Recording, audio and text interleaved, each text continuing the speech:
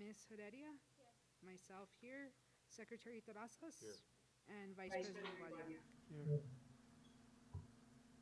Okay, that moves us to the Pledge of Allegiance and the New Mexico flag salute.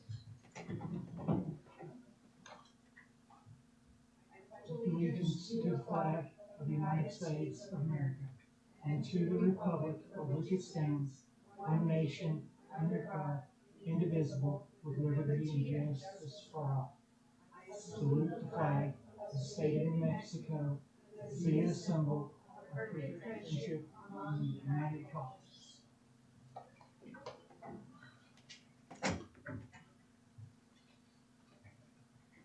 Okay, that moves us to item 2, action items.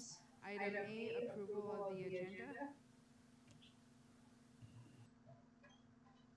I'll entertain a motion.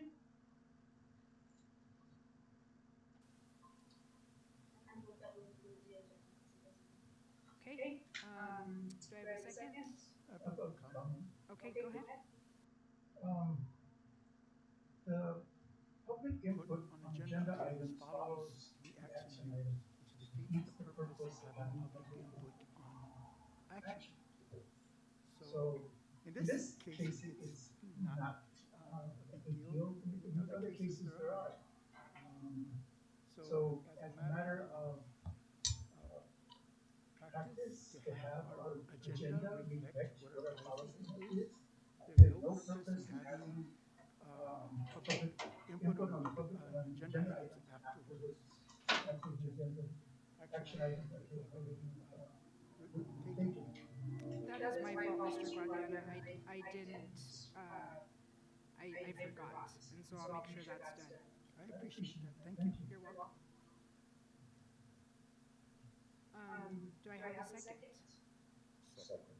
Okay, all those in favor signify by saying aye. Aye. Opposed, same sign. Okay. That moves us to item B, consideration and approval of a resolution approving a lease purchase arrangement. I believe we have someone online, right? Hello? Is she still there? No, not at the moment.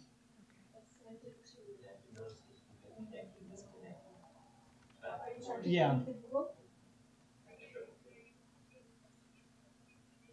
Did you want to speak to it, Mr. So Ryan? Peter's trying to log in, but she's There she is. stopping. Okay, you're on right now. Let's see.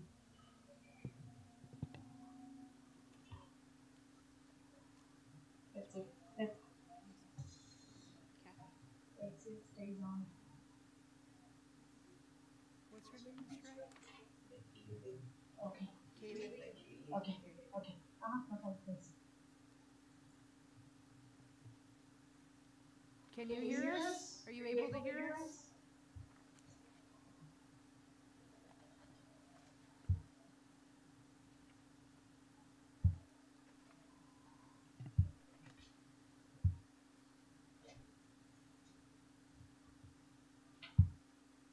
Can you do a reaction if you're able to hear us? Or type in the chat?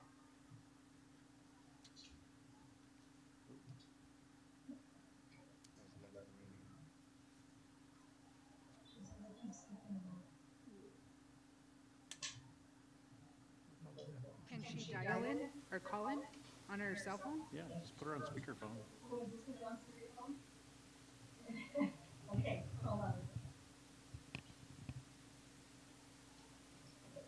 Okay. Well, again, thank you. Good afternoon, President, members of the board. My apologies for the technical difficulties. This shouldn't take too long, though. For this special meeting, all we're doing is approving the final terms of the education technology notes. Initially I did have a brief presentation prepared for you, but I can go through it verbally through the phone. Okay. So the district had sold $1,145,000 of education technology notes with the state treasurer's office on July 17th. We chose the par amount of $1,145,000 because that is what is currently in your ETN debt service fund. Tonight, with the approval of the final terms of the ETN, we will close the ETN on August 28th. And because we already have the repayment of the ETN in the bank, we will pay off this ETN the day after closing on August 29th. So immediately after closing, these ETNs will be paid off fully and off the books. The true interest cost came in at 5.56%, but since this issuance is only outstanding for one singular day, the total interest on these ETNs is only $174,000. Essentially, that honestly includes my pricing report of how the education technology notes sale went.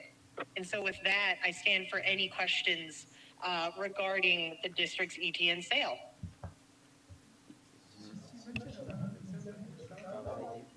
Keely, you mentioned $174,000 in interest. Isn't it the hundred and? It's $174.65. Yes, it is $174.65. Okay. Does anyone have any questions?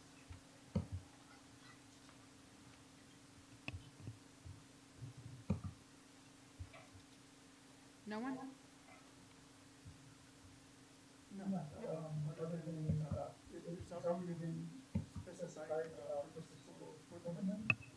Yes, I believe Mr. Corey's spoken to it, and Ms. Church, of what the money is going to be used for, right? Yes. It's come a couple times. Do you want to repeat what you've said before? Or The educational technology bond is currently paying for our computer upgrades, Chromebook upgrades for students, software purchases through the district, and as of 2 weeks ago, it's going to end up paying for a new server cluster for us because ours started failing. Okay.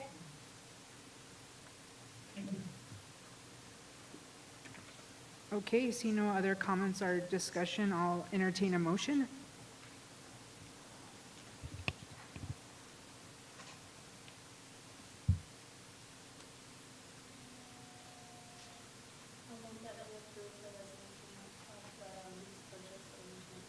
Okay, is there a second? Okay, go ahead and do a roll call. Does it require a roll call on the form? It does, doesn't it? Okay. Mrs. Harden? Yes. Ms. Heredia? Yes. Myself, yes. Secretary Terrazas? Yes. And Vice President Guadiana? Yes. Okay. That passes. Moves us to item C, consideration and approval of a certificate purchase agreement.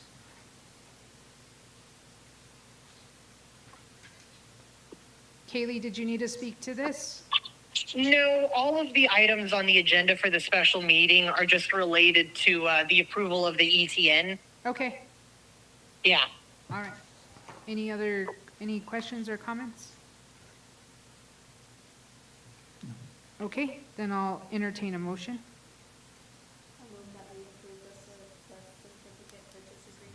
Okay, do I have a second? Second. Okay, I'll go ahead and do a roll call vote. Mrs. Harden? Yes. Ms. Heredia? Yes. Myself, yes. Secretary Terrazas? Yes. And Vice President Guadiana? Yes. Okay, that is approved. Okay, that moves us to item 3, public input. Item A, agenda items. Anything, Caitlin? And I apologize, this is my fault. I did not communicate well with Charlene to make sure it got put in the right place. And then item B, items of concern. Anyone? Okay, that moves us to item 4, adjournment.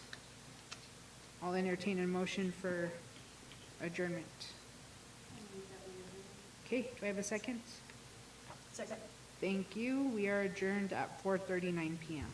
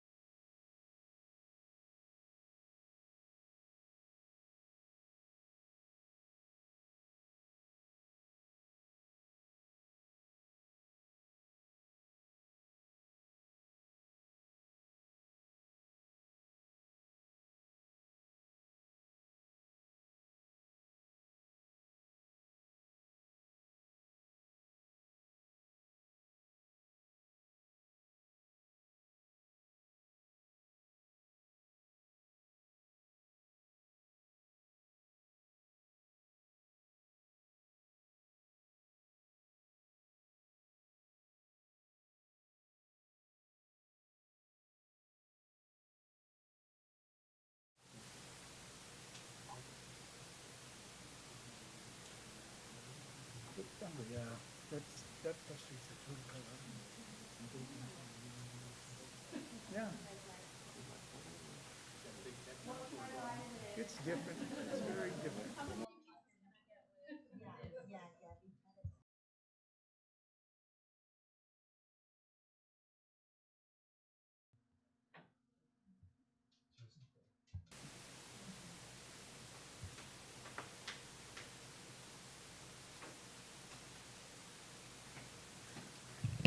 Okay, it's 5:00 PM. I'm going to go ahead and call the meeting to order. Go ahead and do a roll call. Mrs. Harden? Here. Ms. Heredia? Here. Myself, I'm here. Secretary Terrazas? Here. And Vice President Guadiana. Here. Okay, that moves us to board norms. Number 1, actively listen to all perspectives. Close the loop, responding to concerns and questions as a unified board. Model the professionalism we expect from all members of the district and community, customer service orientation. Assume positive intent. Be positive and responsive. Okay, thank you. If everyone could please stand for the Pledge of Allegiance and New Mexico flag salute. I pledge allegiance to the flag of the United States of America and to the republic for which it stands, one nation, under God, indivisible, with liberty and justice for all. I salute the flag of the state of New Mexico, who is a symbol of perfect friendship among united cultures.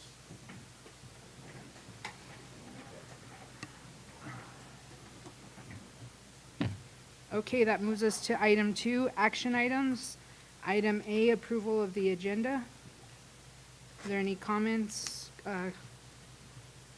Yes, ma'am. suggestions? Yep, I'd like to move under Superintendent's Report, Introduction of New Principles A, and I would like to move it up into the action items between D and E. Okay. Any other suggestions? Can you talk about moving from the public input? We can, if you want to move public input, I'm fine with that too. Where do we want it? Right after, Right after. right after item A? Okay.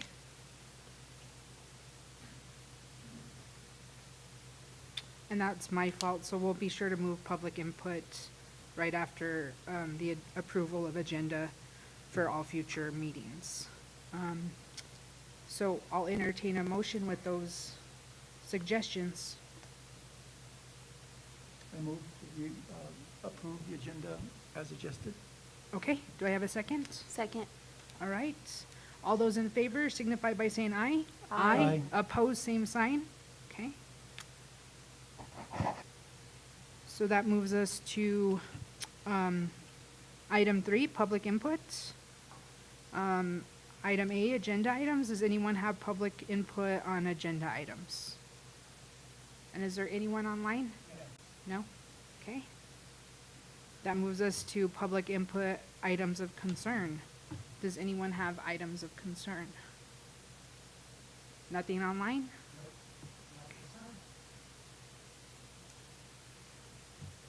Okay. That moves us to item B, approval of the regular board meeting minutes of June 24th, 2024. Was there any comments? Questions?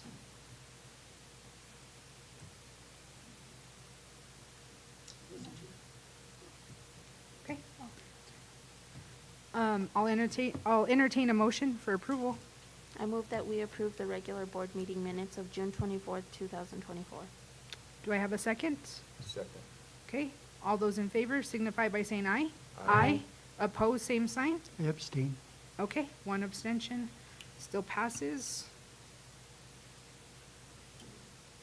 That moves us to item C, approval of the Broadband Deficiencies Correction Program Award. Who is speaking to this? All right.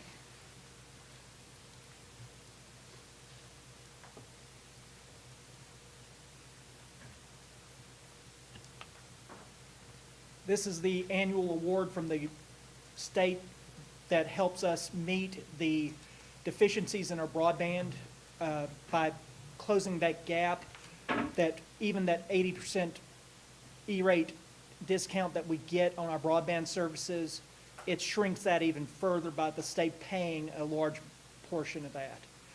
It just says that yes, we're aware that the state is providing these funds, and it is all going to pay for broadband services for our students. How much is the award for? It will vary. This year it will be a little bit different because we just signed a new E-rate contract for our broadband services, and that price went up a little bit across the board. So the state will kick in a little bit more money this coming year. I do not know the exact numbers yet. REC out of Deming hasn't got those numbers to me yet. Okay, and is this a reoccurring? Yes, Okay, this is a reoccurring fund that should have been voted on before in previous boards, so. okay.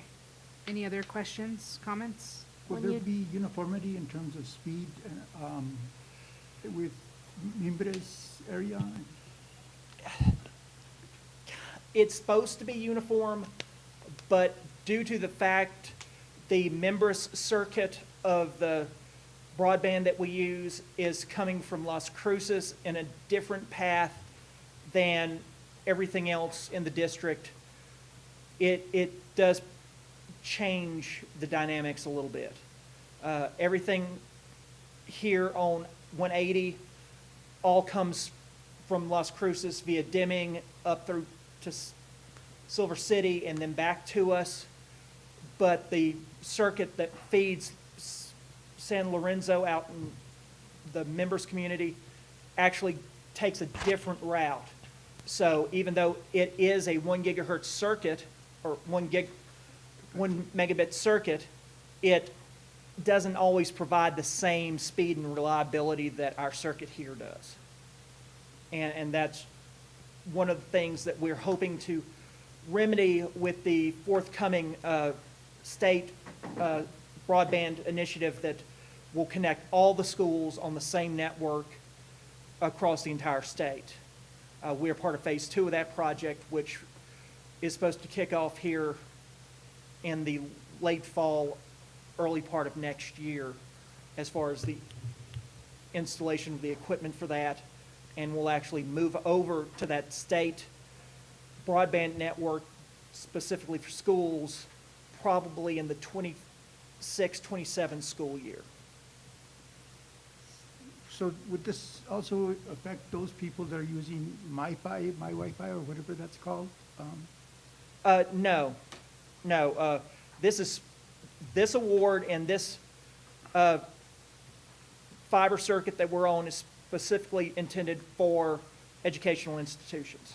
No, I know, but we issue The little MiFi devices, Yes. that is all through the cellular networks and is a separate category of services from what you're voting on here today. Okay, thank you. Any other questions, comments?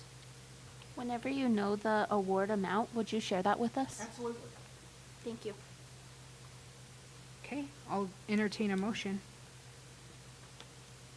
I move that we approve the Broadband Efficiency Correction Program Award Okay, as presented.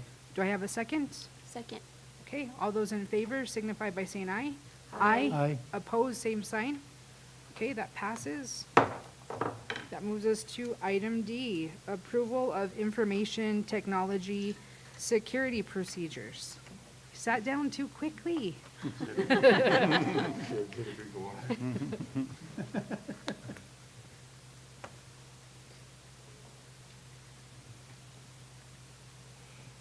Okay, the packet in front of you, or that you received in your board packets, are the information technology security procedures for the district. When I arrived here last year, we had nothing like this in place. And this is one of the foundational documents to help provide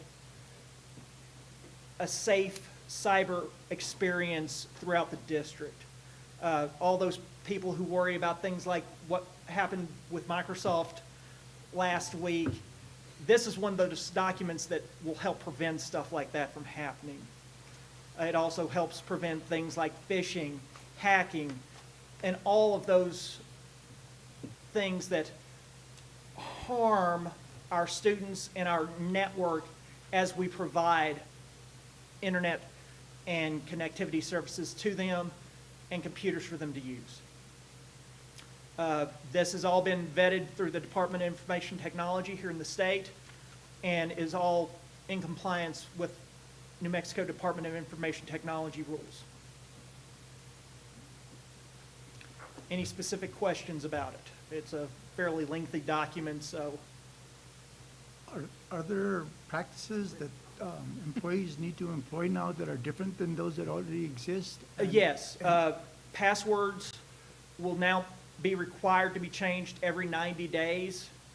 Those passwords must be a complex password.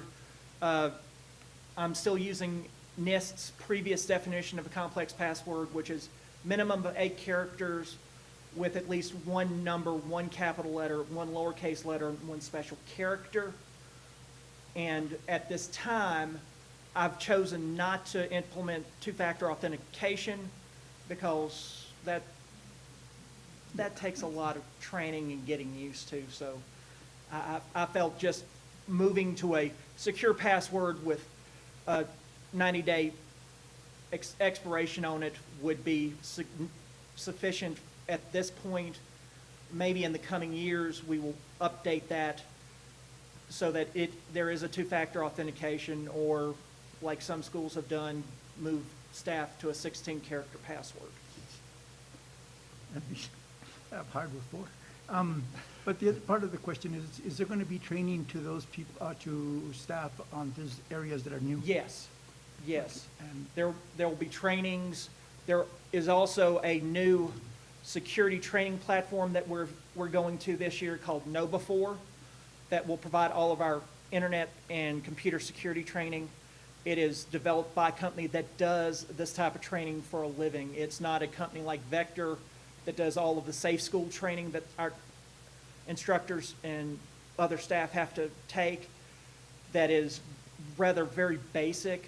This is all written by computer people for computer people. And it is very entertaining. It holds their attention and yet imparts everything that they need to know in one very informative 30-minute session, whereas with Vector it came out to about 45 minutes through 4 different sessions. So it is really good. It is also on the state of Texas requires cybersecurity training for all government employees, and they consider teachers that. It is an approved provider for them. So if the Department of Information Resources in Texas considers them a provider that they're willing to certify, then I think it's good enough for us, because the training I've chosen goes over and above what the state of Texas requires. thank you. Any other questions? Okay, thank you. I'll entertain a motion for approval. I move that we approve the information technology security procedures. Do I have a second? Second. Thank you. All those in favor signify by saying aye. Aye. Opposed, same sign. Okay. That moves us to 9A, introduction of principles. So good evening. I had a privilege all day today that we met as a principal team all day. I know all of these principals are probably very tired of sitting. We did too much sitting today. But I'm excited to introduce some of our new principals to staff and to you guys here as the board. I'm going to let them pick here. I wrote something for them, but I'm going to say they're probably better at bragging about themselves than I am, so they're going to get a choice. If they want to get up and tell us about themselves and introduce themselves, or would you like me to do it first? Mr. Gropp, you're going to get to go first. I guess I would like to hear what you wrote. And I can dispute it if it's not true. All right, here you go. So of course, Mr. Gropp is going to be our new high school principal. He joins us from Flora Vista, New Mexico, where he served as the activities and athletic director at Aztec Schools for the past 2 years. Prior to that, he held a position of CTE director. in the state of Texas for 4 years, working as a career and college counselor at Canyon ISD. Over the course of his 6-year career in education, Mr. Gropp has demonstrated a strong commitment to student development and leadership. Mr. Gropp has earned a master's degree in educational leadership from Texas Tech University and holds 2 level 3B licenses. We're excited to have Mr. Gropp on board and look forward to his positive impact he will make in our school community. Angelo State was my master's, but it's not the Texas Tech system. So that works. That's close. You were. Anything you'd like to add? No, I'm just really excited to be here. Moved the whole family from Aztec. 3 out of the 4 of my kids will be coming to Cobre. I have an incoming freshman boy and then 2 at Snell. So I already apologize to Mrs. DeGay over there. But we're excited. My wife's family, they grew up in Luna. They went to Reserve High School, so we got some family in the area, and I'm really excited to get out of the humidity of Texas. It's a beautiful thing to try one day. So I'm ready for our students to be in the hallways. I can't wait for that. So. Well, welcome. Welcome. Thank you. Go ahead, Bob. Mr. John Brooks. I would have guessed that one too, Mr. Brooks. Mr. Brooks is going to be our Cobre High School Assistant Principal and Athletic Director. Mr. Brooks comes to us from Fence Lake, New Mexico. You get a bonus if you know where that is. I do. I traveled through there to get to Gallup. Ah. That's the model. You blink and you miss it, right? Mr. Brooks has served as the high school principal at Central Consolidated School District for the past 2 years. With an impressive 21-year career in education, he has held various roles across multiple districts, including Gallup-McKinley, county schools, I don't know how to say this, Rama, Navajo School Board, Santa Fe, Espanola Public Schools, and Clayton Municipal Schools. His diverse experience includes serving as a junior high and high school principal, dean of students, athletic director, and coordinator. Additionally, he has taught PE, health, social studies, and worked as an instructional coach. Beyond his administrative and teaching roles, Mr. Brooks has a strong background in athletics, has coached cross country, boys and girls basketball, track, and football. Holds a master's degree in educational leadership from the University of New Mexico. Holds administrative 3B licenses, and we eagerly anticipate the wealth of experience and dedication he will bring to our community. Welcome. Welcome. Good. Okay. Thank you. Welcome. Next up. All right. It's So because he's an elementary school I know, principal. these Those elementary school elementaries. principals They're they're eager and they're excited and So push the button, and it should turn green, and now you're good to go. So, good afternoon, board members. It's an honor and privilege to be here. I'm Mr. Saucedo. This will be my 5th year as a school administrator. I was an assistant principal in Socorro Independent School District in El Paso, Texas at Haley Elementary. Before I was an assistant principal and district testing coordinator at La Fe Preparatory School, which is a small school located in downtown El Paso. I've been a bilingual teacher and a middle school teacher, so I'm really excited to be here, to be the principal at Bayard. I bring a lot of positivity, a lot of new initiatives, a lot of culture, so I'm really excited to make a positive impact at your wonderful school district. Thank you so much. welcome. Thank you. Welcome.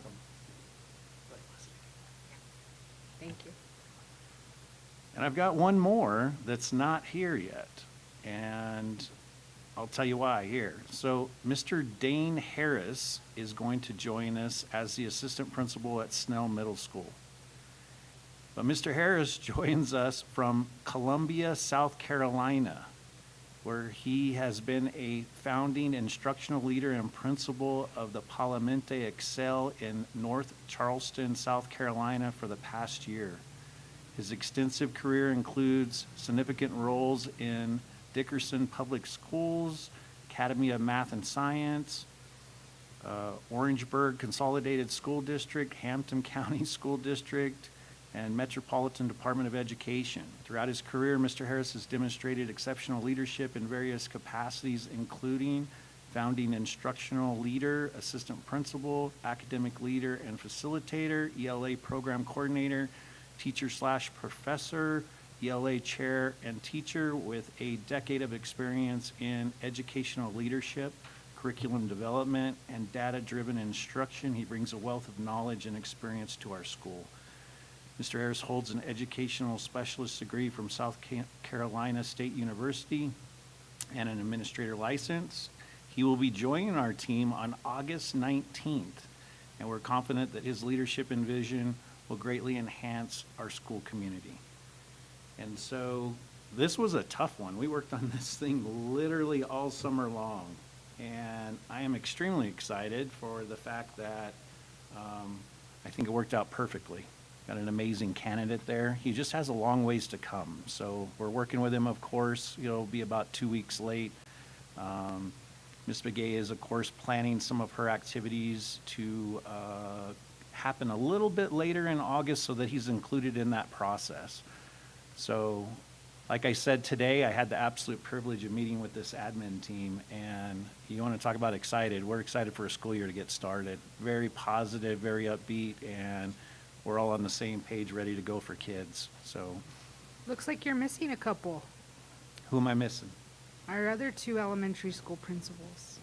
They're the old veterans that have been around the block, and so. Oh, they got an extended vacation, is what Yeah, you're well, saying? no, they were Oh, here okay. today. They were here today, but I was only doing intros of our new principals.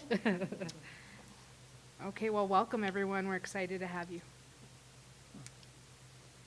Okay, that moves us to item E, approval of the Cobre High School Student and Parent Handbook.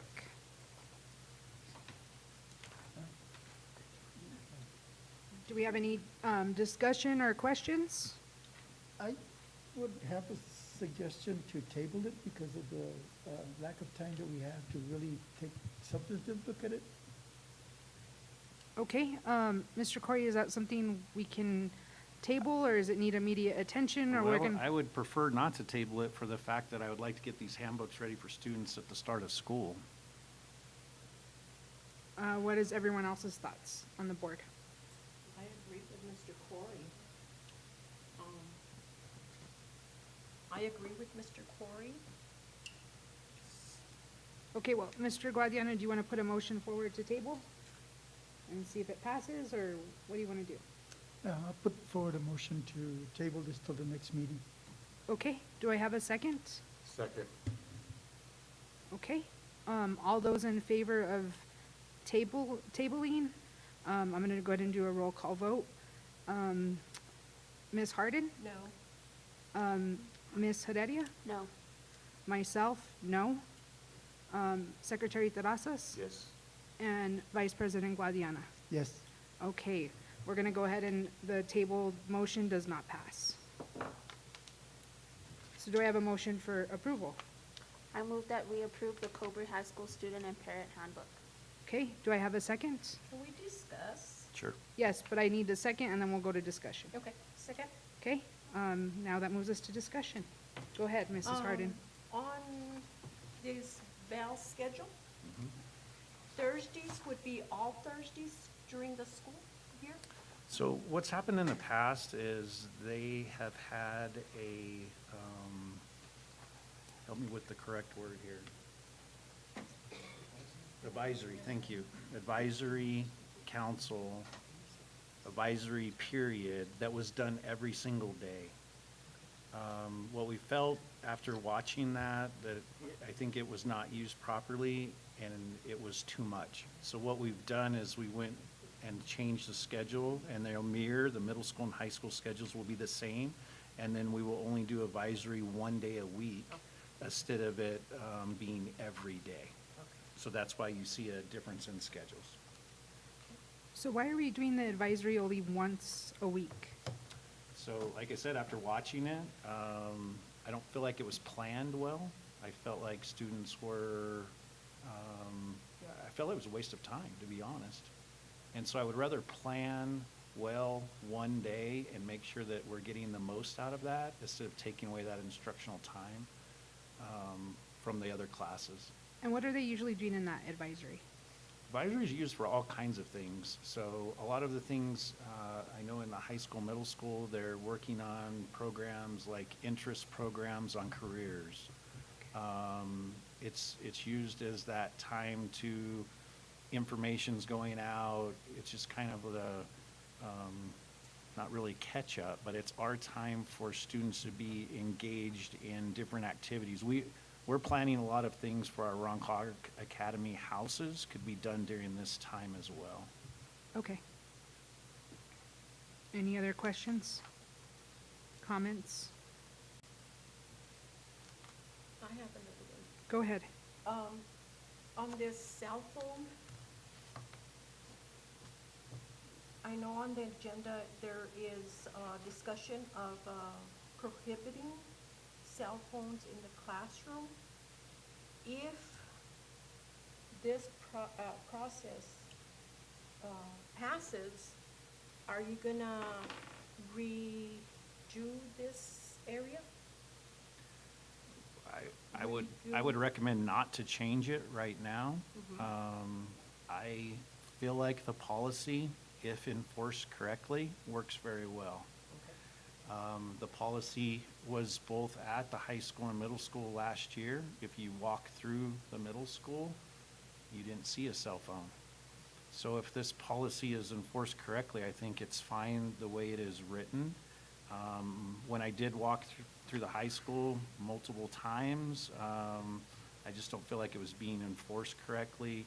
And then we also were having a little bit of connective issues. I saw students using cell phones in certain classrooms, and I know we're addressing that as far as connectivity in certain classrooms where I think it would help us. But if a teacher says it's okay to use their phones for educational purposes, we have no problem in the world with that. It's just, that's why I think the policy is good as written. So I think it's the enforcement piece is what we have to work on as a district. Thank you. This is more of like the teacher coming out in me, but consistency in font, some spelling stuff. There's some stuff that's like bolded. And then I had questions on the student fees, like ceramics and foods. Do we have programs that are associated with those student fees? Not foods, I know that for sure. Because that's listed on here, ceramics is on here, woods, Yes, so would that be like wood shop? yep. So should it say wood shop and not woods, or? Okay, that's most of my comments, is just there's some grammar stuff and then, We'll definitely hand it to one of the English teachers before it goes out. I'm sorry, it's just the No, it's teacher in me good. that I'm comes glad. out. Honestly, I'd rather you catch them here than when they go out, because then it looks, doesn't look good. And then you talked about the consistency, like with the phones and stuff. Is that also gonna be with the dress code? Because especially like at the high school, that was something that, I mean, it was in the handbook, but it was never enforced. And like on here, I mean, it says like no tube tops or revealing clothing. Like, does that include like no showing your like midriff? That was something that was always shown there, or is that gonna like include like the ripped jeans? I'm just not sure, like, will the crop tops be fine? So again, both policies, same policies were at both schools, middle school and high school. And, you know, I again commend the middle school of what a great job they did enforcing those policies last year. Great effort in doing that. And, again, I don't feel like we address those policies correctly at the high school.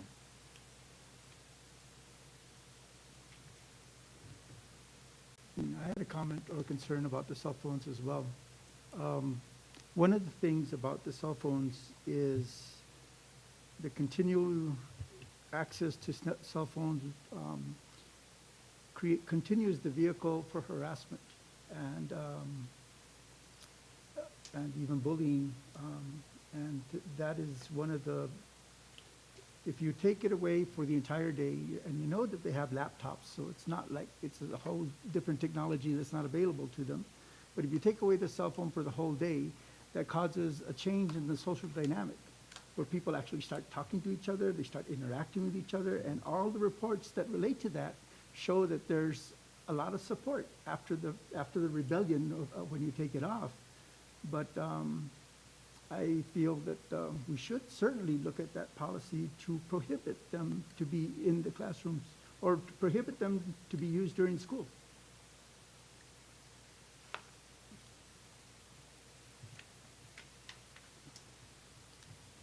Any other comments, questions, concerns?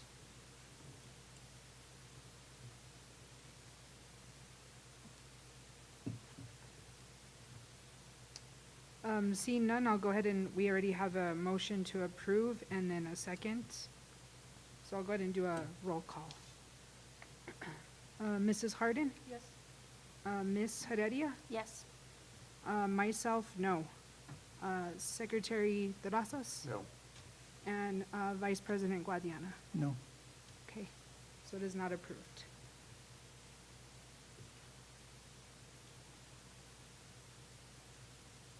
Okay, that moves us to item F, approval of the Snell Middle School parent/student handbook. Can we go back to the motion to table? That way, for sure, it's on the agenda for the next time. Okay, I would make, reintroduce the motion to table the acceptance of the policies for the high school. okay, do I have a second? Second. Okay, so this is a motion to go ahead and table till next meeting. Mrs. Harden? No. Ms. Heredia? Yes. Myself, yes. Secretary Terrazas? Yes. And Vice President Guadiana? Yes. Okay, so this is tabled until next board meeting. Okay, that moves us to item F, approval of the Snell Middle School parent/student handbook. I'll entertain a motion.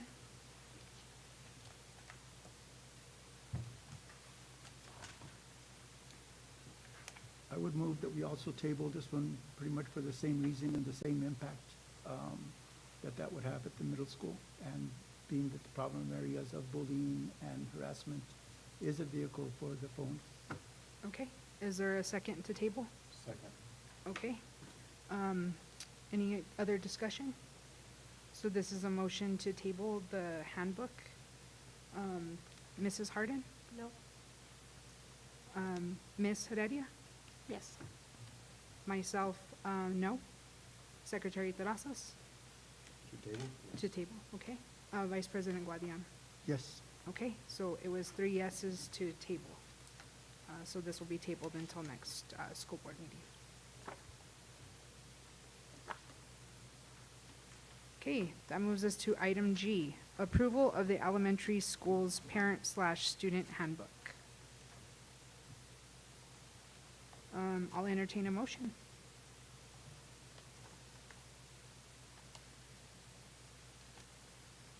I move that we table student, elementary schools, parent-student handbook due to not having the ample time to review the handbook.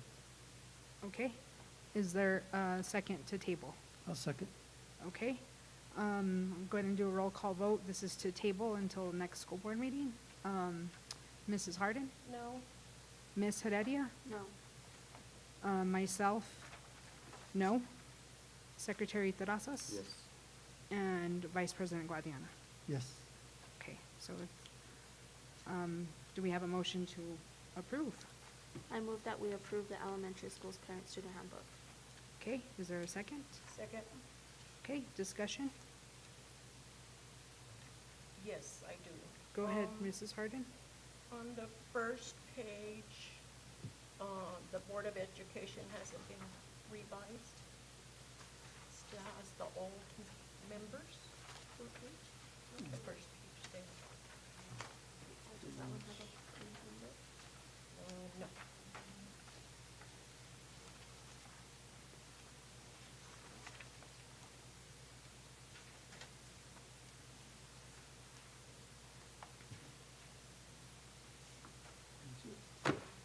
Another question. Oh, never mind. I'm sorry. It doesn't have to do with the elementary. Any other questions or comments?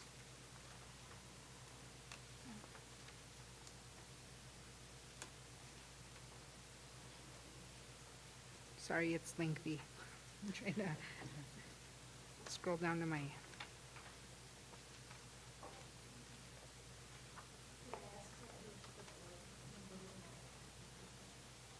Can- I don't have it either. Can you reference that page, Mrs. Arden? Oh, you know what? It's on the athletic activity handbook. Oh, okay. So I'm it's sorry. separate, it's separate.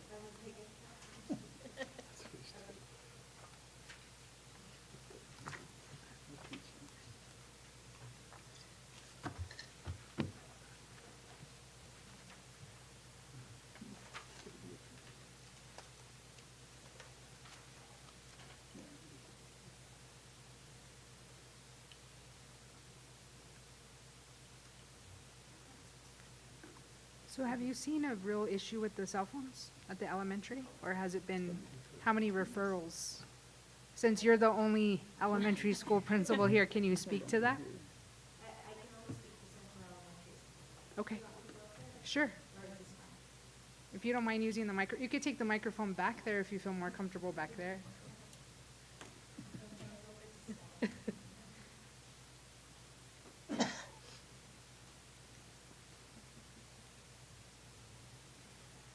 So at Central Elementary, we have not had a lot of problems with the cell phones, only because we do follow this handbook. And we're very clear with the parents, we're very clear with the community, and I think as long as you have communication about the handbook with the stakeholders, we have not had any issues. I cannot speak for the other schools. Do they use them in the classroom? Like, There are teachers that do use them, like the after-school science uses it all the time for Cahoots. It's part of the program that they do use. But, so they do have them with them. We just make sure that during the school day, they're in their backpacks. If there's an activity, then the teacher will call them out to get their phones out. But once the activity ends, then they go back and put the phones back. I think in this whole year that I was there, I only had one issue with the phone, one or two. That was it. In the cases where students are allowed to use it, what happens with those students that don't have a cell phone? Then they use their Chromebooks. So Mhm. there would be no difference if they use their It just Chromebooks or depends on the program, because some of the programs, they do need the phone for, and some of them, they can use the Chromebooks, or sometimes the teacher will just let if it's something that requires a phone that does not apply to the Chromebook, then the teacher will let them use their phone, or they share, they put them in groups, and they all share one phone. We try not to share because, we just don't want to deal with that. But if there's like one child that doesn't have one, then the teacher will lend it to it. If there's a few, then they'll bring out their Chromebooks, and then they do a different program, but it'll still be technology-based. So in the absence of cell phones, there are the Chromebooks that would allow Correct. the same level of activity. Correct. As long as you can put the app on the Chromebook, Mhm. which is sometimes the app is not possible on the Chromebook. But most of the time, the programs that they do use on their phones are, so it always works out. Thank you. Thank you. Elementary is very different. I don't know if it's okay to ask this question now that we've moved on, but could I ask the high school, I know you guys are new, but at your previous school, how was cell phones handled? At the high school where I was in Aztec, and especially in Texas, it was handled kind of what Mr. Corey was saying, that sometimes teachers do allow it. However, when you walk into a classroom, if you see kids with their cell phones out and they all have the same screen, then it's not a problem. It's not a kid problem, it's an adult problem, if you want the truth. You walk into a classroom and you see a teacher that, sitting behind a desk and the kids are sitting there playing games. It's not the kid problem, it's the adult problem. I haven't seen an increase of bullying or hazing because of cell phones. Usually that's done at home after hours on a computer or whatnot. Okay. Yeah, as long as you hold your teachers accountable, then the cell phone issue goes away. Okay. And then, Same. Mrs. Begay, could I ask the same question? The referrals, and how, was it a big issue at Snell Middle School this year? Can you come up to the microphone, please?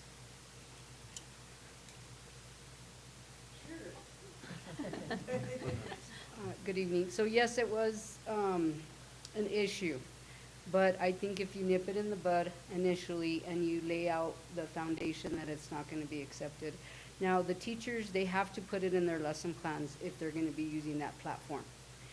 That's the exception, because they do have the Chrome devices. Now, to Mr. Guadiana's issue with the cyberbullying, it did get reported on a couple occasions, mostly occurring in the girls' locker room. When it was brought to my attention, I immediately, surely, swiftly addressed it.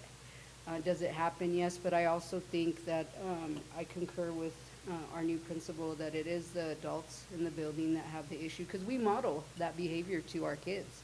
So if we're not on our phones and we're very adamant that it's not going to be tolerated, then I don't think it's an issue. What we did at Snell is if the kids were on their phones, and they got busted many a times, and we're consistent. The teachers have to be on the same page as the admin. Is if we see a student on their phone, we take it away. And we lock it up for the day in the front office. The kids know. They tried it. Mostly the kids at the middle school are using it to social media and to play games. And so I think we've nipped it in the bud at the middle school, but I'm not saying it's not out there. But if we really look at the policy, I would do an assessment or a survey to the teachers, because I think, when we think about the adults too, there's some teachers that have really excellent classroom management, and they know their students.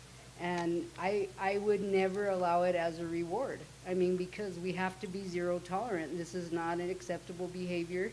There's other rewards instead of being on the cell phones, and they're going to get on social media, and then they're going to videotape fights. And it happened a lot at the middle school, but I tried to address it right away. And sometimes did it fall through the cracks? Absolutely. But I'm not saying it's not out there, but it's the surveillance of the teachers, all eyes. We're like surveillance officers, and so if we nip it in the bud and everybody's on the same page and we're consistent, and I mean, there was one time or maybe twice that I went into classrooms and there was kids on their phones, and I'm like, what's going on? And so I had to have a challenging conversation with that teacher and say, we do not allow it. And so we have to be consistent across the board. Okay. Thank you.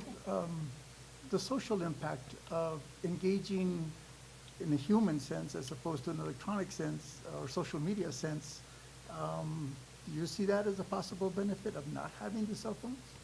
I think so, but I also think that in this day and age, that is a kid's life.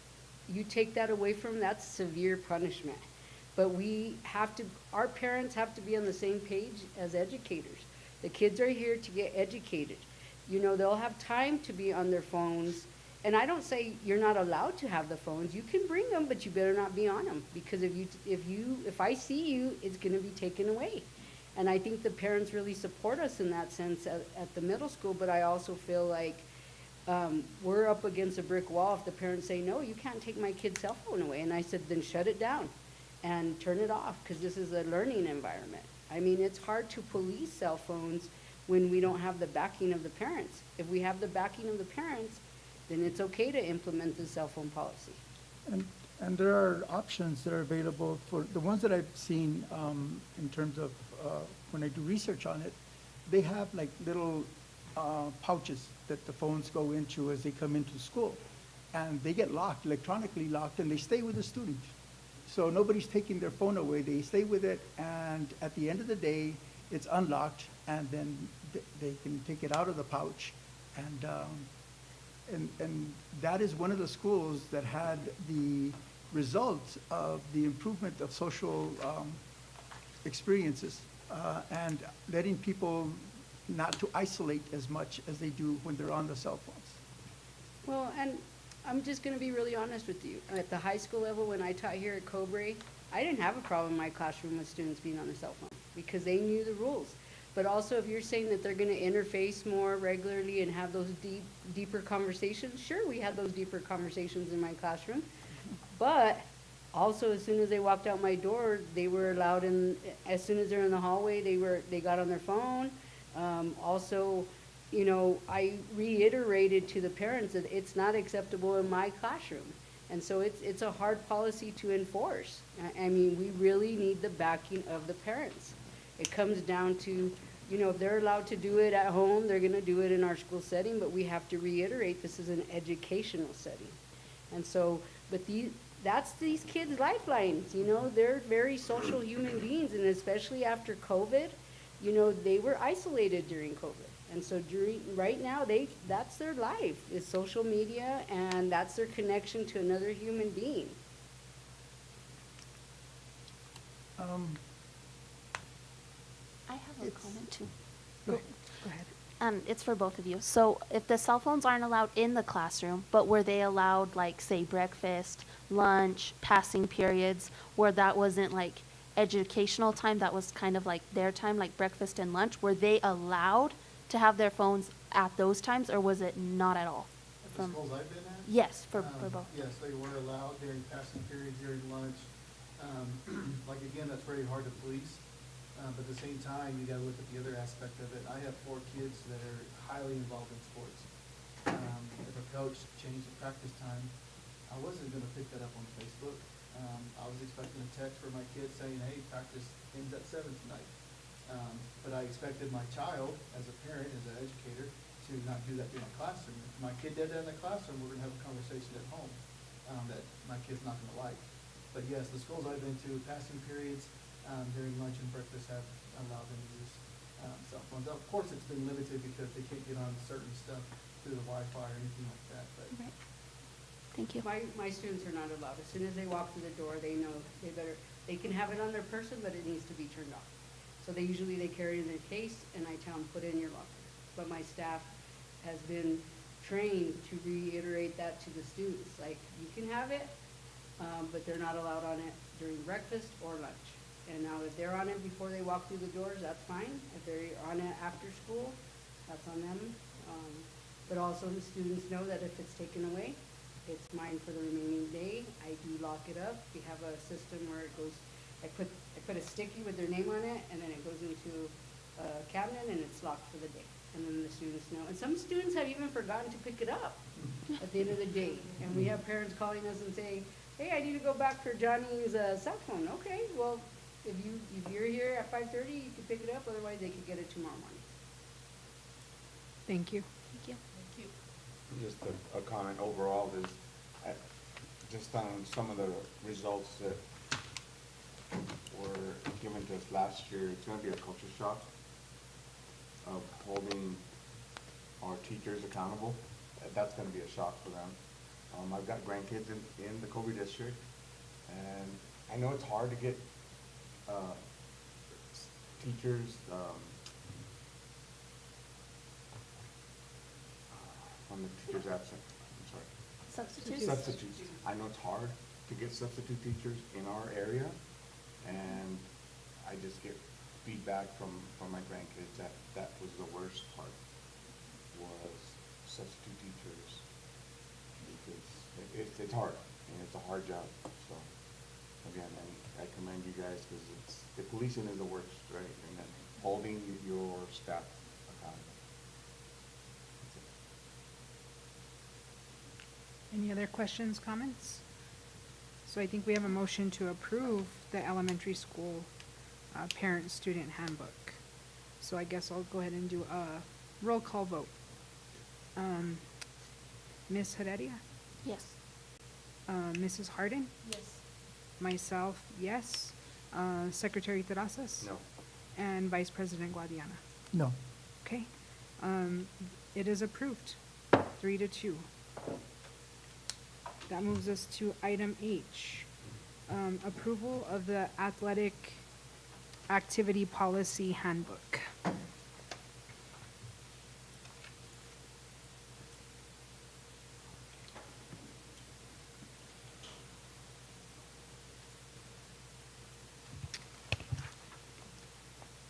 I'll entertain a motion.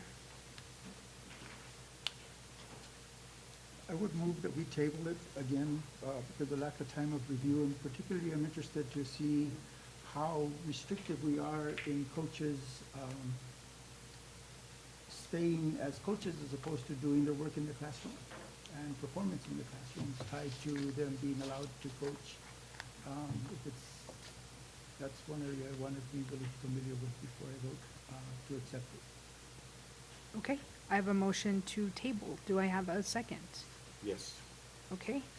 I'll do a roll call vote. Is there any other discussion regarding tabling? I just think now, to back up Ms. Harden, is that the Board of Education needs to be revised on here. Okay. There's more changes on it too. Yeah, there's principles. We'll get them. Okay, so the motion is to table. Mrs. Harden, what's your, Yes. to table? Yes. Okay. Ms. Heredia? Yes. Myself, yes. Secretary Terrazas? Yes. And Vice President Guadiana? Yes. Okay, so the athletic activity policy handbook is tabled till next meeting. I Okay, just have a comment too, or a question. go ahead. Is the best is yet to come, is that still gonna be our slogan? No. Okay. That's all. Just wondering. We need ideas for a new one then. Do you have any ideas? Anything but the best is yet to come. If you were at convocation last year, they had a bunch of like ones that were like, the best is already here, or the best never left. Okay, that moves us to item 4, old business. Item A, board retreat. Just a reminder that it's this Wednesday, here in this room. And I think we have tentatively scheduled from 2 to 5. Was Charlene making lunch? She's making us coffee. Just kidding.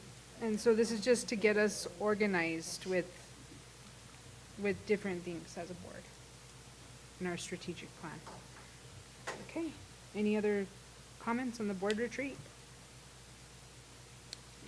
Okay, that moves us to item 5, new business. Item A, discussion relating to the possibility of prohibiting cell phones in the classroom. Mr. Guadiana, this was your agenda item. It's pretty fresh, isn't it, that talk about this at this point? And I just want to go back to one point, is that the policing is the challenge, and there will be it will be a very difficult thing to have uniformly applied. And the potential for misuse, especially on the free periods where they're not, is significant. And to me, one instance of cyberbullying is very noteworthy to me. And if we can prevent that by not having a toy that really doesn't have a function in school. We went through all our years without this, and everyone has a laptop. So the use in the classroom is pretty much addressed with the technology that's there. I know I have 2 kids, one's 16 and one's 13, soon to be 14. They both threatened to kill me. No, I'm kidding. They both are, they both receive the idea as, no, you don't do that. Please don't do that. And now it's a matter of, maybe it's not going to be so bad. And I think that's the transition that takes place once it gets implemented, is people get adopt to it. They become less protected from doing hateful things. They'd have to do them in person to that person, as opposed to just being able to do that and almost be invisible. I find that to be the biggest threat of having cell phones in the school. And uniformly, if we put a policy that prohibits them from being used in the school, that addresses that and makes it easier for principals and teachers to ensure that students comply with and focus on education and focus on each other. I think the cell phone takes away from that dynamic. And so I would like to see, and what I've seen of those schools that have taken it away, it's been positive. It's been positive, and we can find different ways to do it, whether it's doing it with the envelope or having everybody just make sure they lock them up in their lockers and keep them there the day. So that's where I'm at with policy. I was curious, Mr. Guadiana, what other schools you looked at that have implemented this was and on- they've been on- successful? I didn't use my phone to look at it, but I did use my computer, and I looked at Cincinnati schools, Chicago schools. They were a lot of the urban schools where that is really pervasive. But that's not to say they're not available in the rural schools, but I can do more research on that. But I think the practice is pretty universal. Any other questions, comments? I just think it's going to be a difficult, I think we're going to get a lot of backlash from parents. We need the buy-in of parents. No, and that's another point of it. It would be the board that gets the backlash. Every single person can say, hey, this is the board's idea, as opposed to yours or the teachers or even the aides. And certainly the substitutes would have to conform, or that may be an easy way for them to get out. So I don't mind being part of that focus, and I think that's what our job is. I think the cyberbullying and stuff, I think that sort of happens outside of school too. Like, Oh, I think certainly, they certainly. definitely get on their phones after school, and that's where a lot of like the bullying and the hazing and stuff happens. So I don't know if it like necessarily happens in school. I'm sure it does, but I think more of it happens when they're like outside of school. You know, especially if a group is hanging out outside of school together. Of course, they all have cell phones, and then they get on social media and say these things to each other, or it's one group about another group. And I think that kind of, I mean, it's hard to control what's happening outside of school when you know most of the time the parents kind of just give them their phones. I mean, you know, the iPad babies thing, you just give them their cell phone, and that's their way of kind of like not bothering. Yeah, this wouldn't solve that at all. This wouldn't solve that at all. And then I know the, sure, sure, just come on up to the microphone or use one of the microphones. We, as a educational institution, are required to maintain certain requirements to protect our children. The two rules that come to mind are the Children's Internet Privacy Act and the COPA, which is the Children's Online Privacy and Protection Acts. Both of them together basically provide the framework the federal government says, you've got to protect our kids from this stuff. And with cell phones, unless you implement something like some of my friends in other districts, usually in urban areas, that are called cell killers, that kill all cell signals in a building, there's no way to prevent that, because even if I don't let our students on our Wi-Fi, they still have their data plans on their cell phones. They still can see inappropriate things that CIPA and COPA are designed to prevent. So the only acceptable option to really enforce those two rules with our students is to say you can't use your phones. We provide you a device. We provide them a Chromebook that is filtered and monitored and is as safe as we can make it. Yes, I get emails all the time from kids saying, please unblock Facebook, please unblock this game, please unblock this. And I just like, no, because I know what's lurking in the background of that game. I know what information is being retrieved from Facebook every time someone logs into it. All of that violates CIPA, it violates COPA, it violates the sheer fact that our kids are supposed to be here to get an education, not to learn what Ariana Grande's newest song is.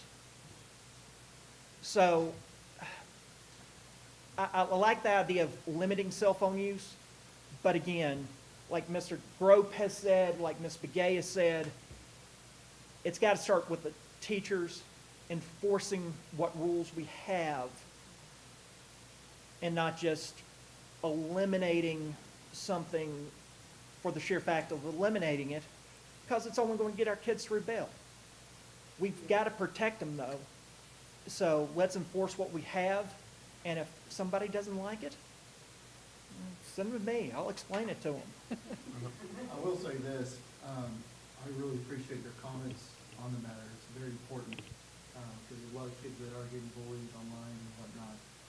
With that being said, I know that I'm new and I don't have much weight right now, but I will say this, give me a chance to hold those teachers accountable this next year in the classroom.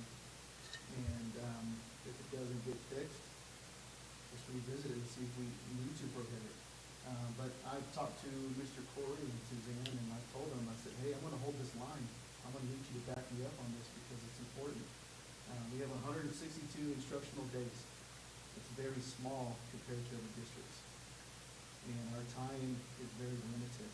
And our kids do not need to be on cell phones, playing games, being on social media.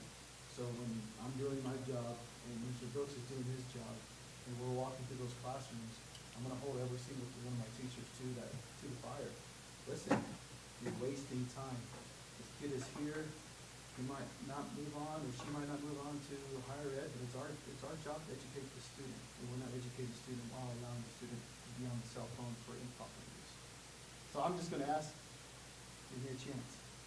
Because I promise you, in my previous roles, I held the line, and I've had great administrators, supervisors, and leaders that held the line with me, and it does make a difference. I want to add too that we need to trust our teachers with their classroom management. We need to, the morale hasn't been the greatest in this district, but we have to empower them, model to them, we're not on our phones, and it's just going to be tough to police. But if we entrust our staff and say, hey, this comes back to you, what are you going to model to the kids? You're the adults, you need to model and look at it and maybe do some surveys to our families. And then we're in a rural area. A lot of these kids, they are being raised by grandparents. And grandparents need to get a hold of their grandkids. And there's a lot of issues with health, and these grandparents are going appointment to appointment. They don't have the skills necessary, like to text and Snapchat or whatever. They need to call, and they need that connection too. And so I feel like we would be in a tough position if we had to do that. And so I think we need to listen to our families. We need to listen to our teachers, give our teachers the benefit of the doubt. If they're educators, they're educators. They have those degrees. They're intelligent. Let's give them the benefit of the doubt to try it, and to enforce it. And it's tough to police. And they also have these watches. And when we're testing, we're locking down. We're telling the kids, you can put your teacher's license at risk. If one of you is on your cell phone, if you're on your watches, if you're using this technology, you're putting your teacher's license at risk. Because if you're on your watch or you're on your cell phone, we have to report it to the state. And so our students take that very seriously because they don't want their teacher's license to be compromised. And so I think if we just communicate to kids and to families, this is the way it's going to be. I feel like the kids really understand, and they don't want their teacher's license to be compromised. And that's in the testing security situation. You have to take that very seriously. I think it comes down to the teacher getting them engaged too. I think, like in the elementary, this is just an elementary teacher talking, but we're always up and moving. Like some of us don't even have a desk because we're always up there in the front or always walking around or just always doing something. So the kids are never bored. They're always doing something, or we're always like engaging them. And I think sometimes in like the high school level, like sometimes they, you know, they finish something quickly, maybe 20 minutes, and then they're just there. So they're bored. So they turn to their cell phone, and then the teacher's just kind of like a sit behind their desk kind of teacher, and they're not up on the board, or they're not walking around, or they're not trying to help students, but they're just at their desk. And so like, I mean, I'm guilty too. Like when I'm bored, I get on my phone, I'm bored. But, and then they're just kids. They're bored. They turn to social media because that's like their thing. But if they're engaged, because I've seen many classrooms too, where they're all engaged and they're not even on their phones. I don't even think they want to be on their phones because they're so interested in what they're learning, or they're so interested in their group project or whatever it may be, that they're just totally engaged. They're not bored. And I think being bored is part of the problem with the cell phones. But if they're engaged and interested in their learning, I don't think that the cell phones are an issue. So I agree completely, and I think Mr. Gropp nailed it right on the head, is we're not talking about a student problem here, we're talking about an adult problem here. And so I'm just saying my personal opinion here is our neighboring district is putting a policy like this in place. I would love to see how that goes. We have a lot of work to do in our district to get to where we're even following our own policy we have in place. And then let's see what happens. And then I think if we get through this year, if that's where we get to say, do we want to go ahead and ban them completely? But I'm saying maybe a little bit of transition getting us there to see how we can do. Well, and I'd really like to hear from teachers, parents, and students, what they have to say. I agree too. Middle school and high school students. Before we even consider adopting a policy like this, to see what all the stakeholders have to say, good and bad. It can be done. Ron Clark Academy, they don't have no cell phones there, so I don't know. Yeah. Okay, any other comments, questions?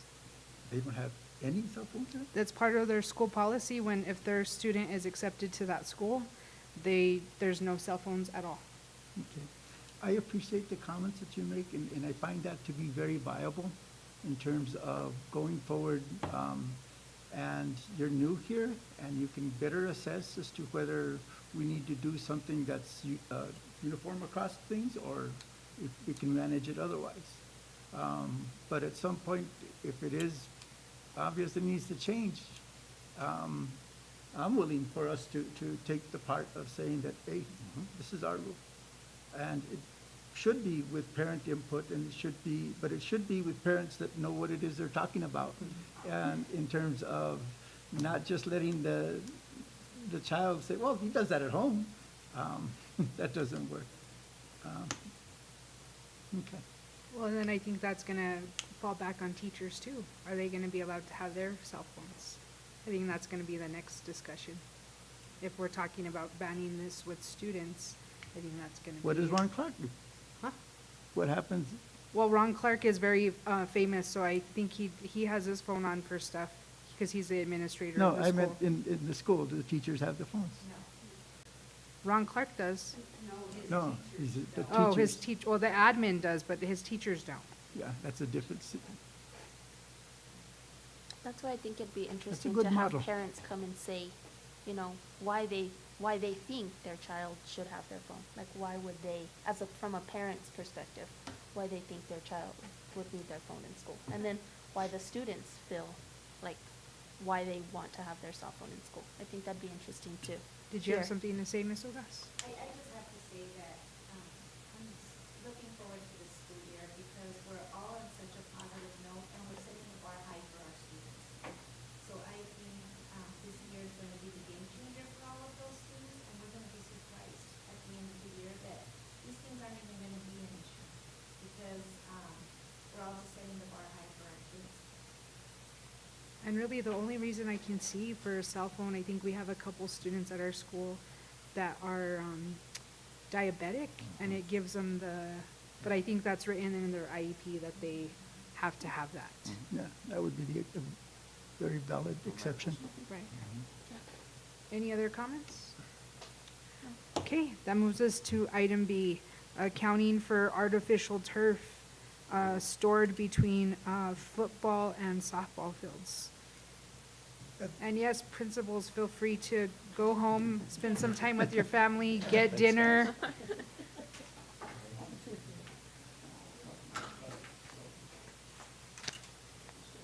And this is, again, one of my things, and there was a stockpile of turf, and it was dozens of rolls and the rolls were probably about 50 feet long.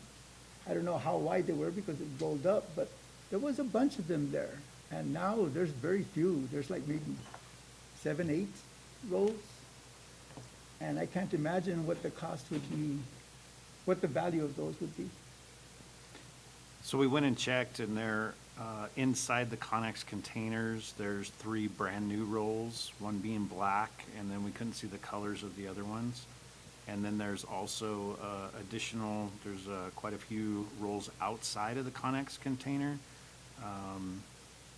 that are still there.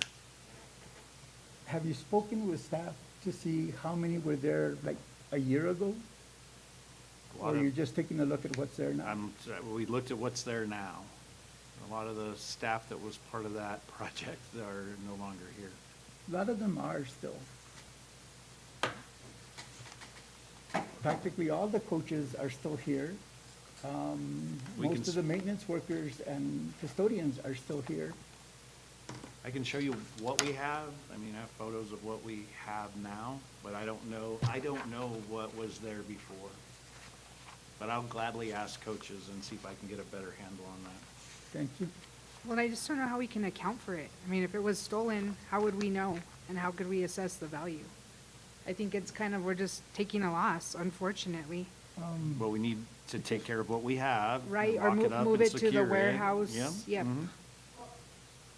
Go ahead. I spoke with Gary, he is putting a lock on the car. He said those rolls are really heavy and it's gonna be really hard to get them out. So he said as soon as it can, we will get the equipment and just put everything in the cars and he's locking it up to where nobody can get in it. He'll have it. And then doing an inventory of all the things we have. But still, if they were stolen in some way, somehow, which would be really interesting to see how they would do that, other than put it in a big truck and make it look like it's an official thing that they're moving it someplace. I don't know how they'd get it in a truck. Well, I'm just saying they're so heavy that I mean, you have to have a piece of equipment to move them. Yeah, but if you're doing it in terms of, hey, there's a school that's gonna be building this, they're interested in taking that, who knows what would happen, but it was an amazing amount. And what you've shown there, what I see there isn't anywhere close to what I remember being there. And so if you talk to staff and see if there was, and if there was something that was done, there's no way that could have gone out of here without being noticed. Oh, yeah. And so I think that would be a real good way to find somebody that is responsible for that and bring charges. But at this point, it's kind of hearsay. We don't have them on camera. There's not much they can do. I mean, are we going to report this to Bayard PD that we're missing turf and we can't assess how much because we never knew how much we had? Well, I would I'm just throwing that out there. And I would assume if there was a roll driving through town, I would assume we would have heard right then. A what? If there was a roll of turf in the back of a pickup truck going No, through they town. wouldn't be back over- that's what I'm I'm saying, just it's saying, probably- I think that we would definitely hear about it at that point, like, hey, where did this come from? But I don't know, I'm with Ms. Begay on this, I don't know what we're gonna gain, other than maybe the knowledge of knowing that we've lost some. And I don't know if we have or not. Go ahead, Mrs. Harden. So why, well, you might not be able to answer it. So why is there overreach of turf? Was it gonna be put into somewhere else, or you just bought excessive amount? Do you No? I'm making a guess here, but I'm assuming that, you know, the fields are different colors, so the rolls would come in red, black, and then the way they cut them in, they would need those colors to be able to do the field, and it would be the extra above and beyond that would be on that roll. That's my guess. And Secretary Terrazas just said maybe warranty or replacing a piece that is Yep. not good. That we would have those for the future. Well, maybe then even some of them could have been used. I mean, they didn't necessarily have to be stolen. Maybe parts of them were used to replace other. Certainly, Parts. that's good use of that, but what I saw was enough to do another field, at least another baseball field. And just ask around, see if there was a substantial amount of it there. And I would look at us as being remiss if we're aware that that was that vast quantity that was taken, and say, oh, well. I don't think that's a position I would want to be in. I just don't know how we can account for it. I mean, we go to the police department and say, oh, we need to file a report, but we don't know how much was there. We don't know if this could have possibly been stolen. I mean, we're not going on much for them to press charges.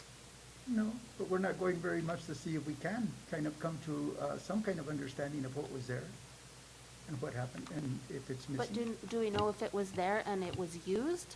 Like, did it get used somewhere? And I think we can ask maintenance that, You was know? it used? Yeah. And if they recall, I mean, I know Harry Elementary in the back got some new turf. Is that something that, hey, we've got this extra stuff, instead of buying new stuff, can we consume that over there? I don't know. I understand that wasn't the case. Yeah, I don't think that's the case on that. And the colors, I don't think so. any other comments? Okay, and then, item C, vacancies and new hires. What is the impact on schools and plans to address shortages? Mr. Guadiana, this was also your agenda item. And I'm particularly concerned about special ed. It seems like there's a number of issues there, vacancies there. And so how is that being handled? And what's the plan? So currently, we have one special ed teacher position open at Cobre High School. So that position is open right now. Other than that, we have filled at least teacher positions. I think, are the positions you might be talking about, are they like occupational therapist and all of those? Yes, and even the aides. So those positions were actually better than we were last year. So we have found live individuals for some of our speech therapy. We've also found, when I say live individuals, that's a human being coming to our district in person. Via contract? So via contract, so we're gonna, of course, with that, we're gonna address our youngest population first with our pre-K students with this speech therapist. We also have some diags that are coming, also live individuals. We have like a two-day. What's a diag? They're the ones that do the testing. Okay, diagnosis. Yeah. So we have one of those coming in 2 days a week. And so all of those positions that I just said were kind of ahead of where we were last year, because all of the positions you're seeing, we had to contract out last year. And so these positions have been posted since last year. And we have not had applicants for any of those except for the ones I just spoke of. And that's across the Across state of the- New Mexico, finding those people are like unicorns. Mhm. Even in our neighboring school district, where some of our students, well, a lot of my students receive speech online, and I Yep. think the speech therapist is like out of Minnesota. Yep. And I think we've created a problem in this, because if they are making just as much or more money providing that service online, then there's no incentive for them to come and actually work for a district. So it's backwards right now. Catch-22. Yeah, and so, you know, I've heard of some of the places that ours, even out of the country, people providing services for our students, and they're, you know, it's like they're on vacation. I almost picture somebody in a van going to national parks with their, you know, their Starlink on top, and they pop in and they do their work, and then, you know, here they are, nomads across our United States. And it works. And they're getting away with it. And a part of me says, I don't blame them. If I can get paid just as much and have the freedom at the same time, especially this new generation, they think this is fantastic. So these positions, do I feel like we're going to fill them? We're not. We're still going to work through contractors like we did this last year.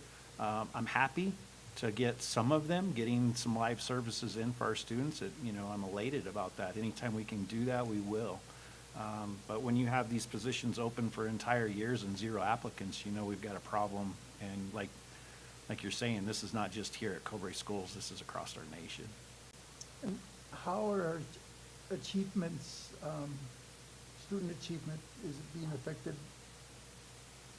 In Are we this showing growth, sense, or I think in this sense, I don't think it would affect our achievement, because most of these positions are support services to students.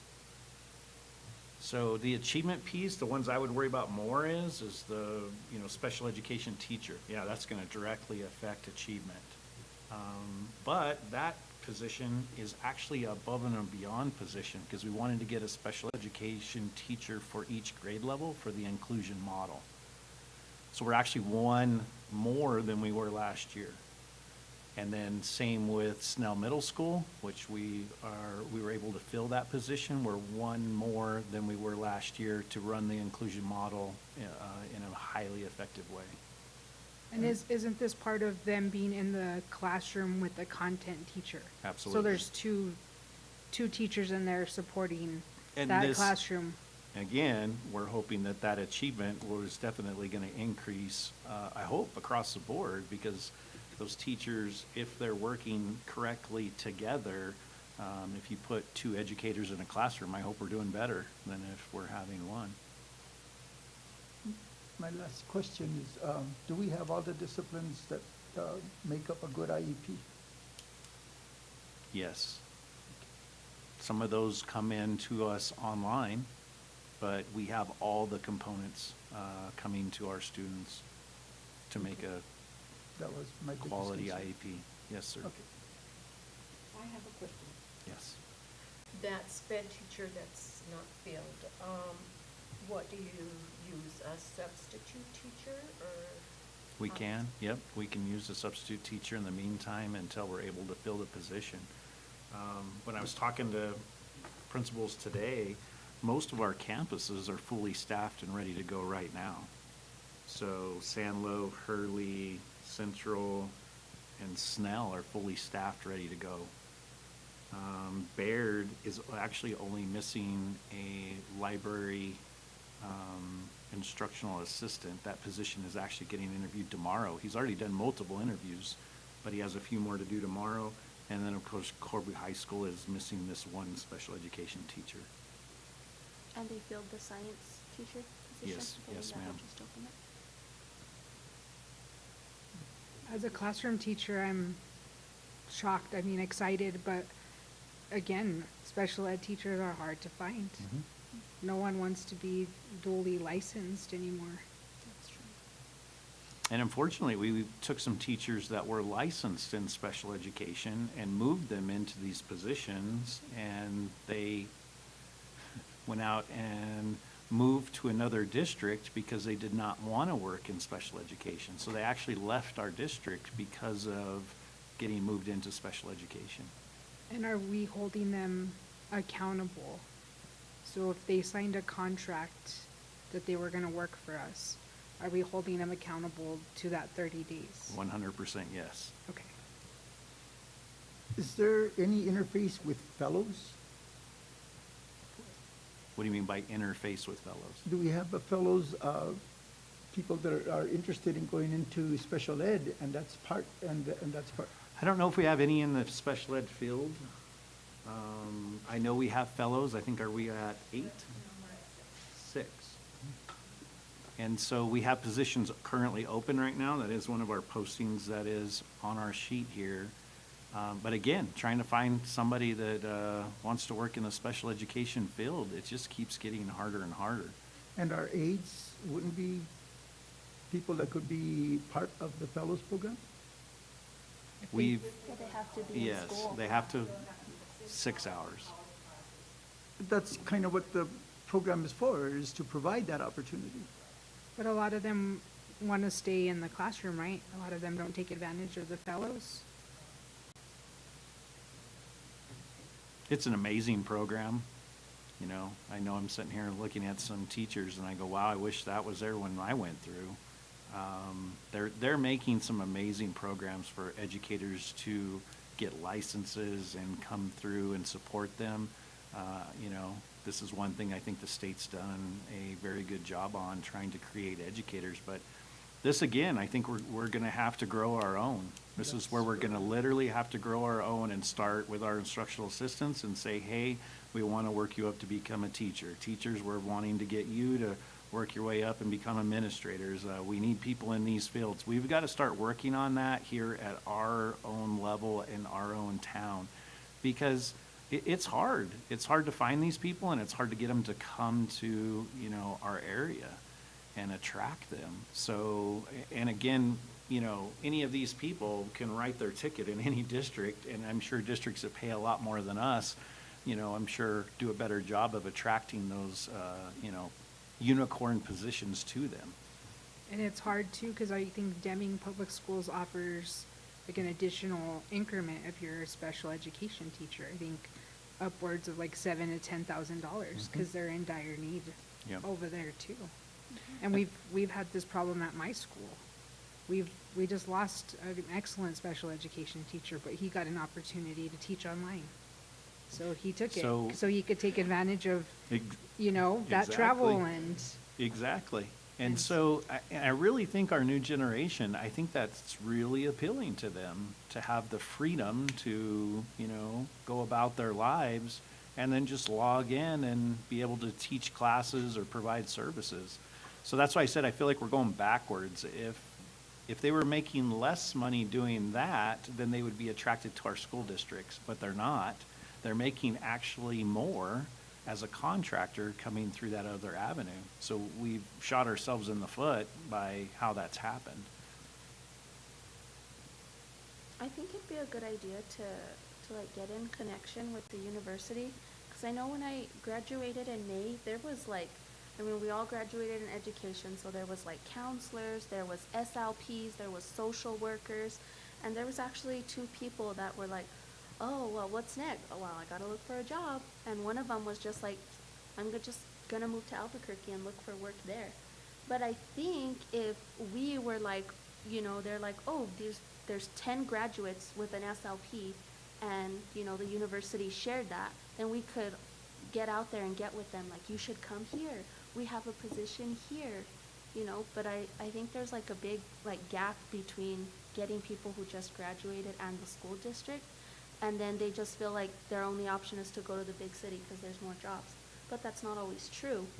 And there was even social workers that were like, now I have to look for work. And it's like, work is everywhere, especially for the SLPs, especially for the counselors, and especially for like they had SPED, they have bilingual teachers that were getting their masters, sign language teachers, like, you know. And I think if, you know, we got to them before they even graduated, like, hey, you should come here. We'd love to have you. There would be a good partnership. Sure. One of the things I've noticed, especially here at Western, many of those graduates never put a foot on our campus until they graduate, and sometimes not even then. They'll do it online. So Western's doing a great job of attracting people from all over, but they're not part of our community. And so when we talk about them having these things, I agree with you completely, but they're not embedded here. And so when they graduate from Western, they already have their roots somewhere, which is not here in our community. And so it makes it very difficult. I don't disagree with the outreach and the, you know, recruiting and all that. Ask any of us, we do that on a constant basis.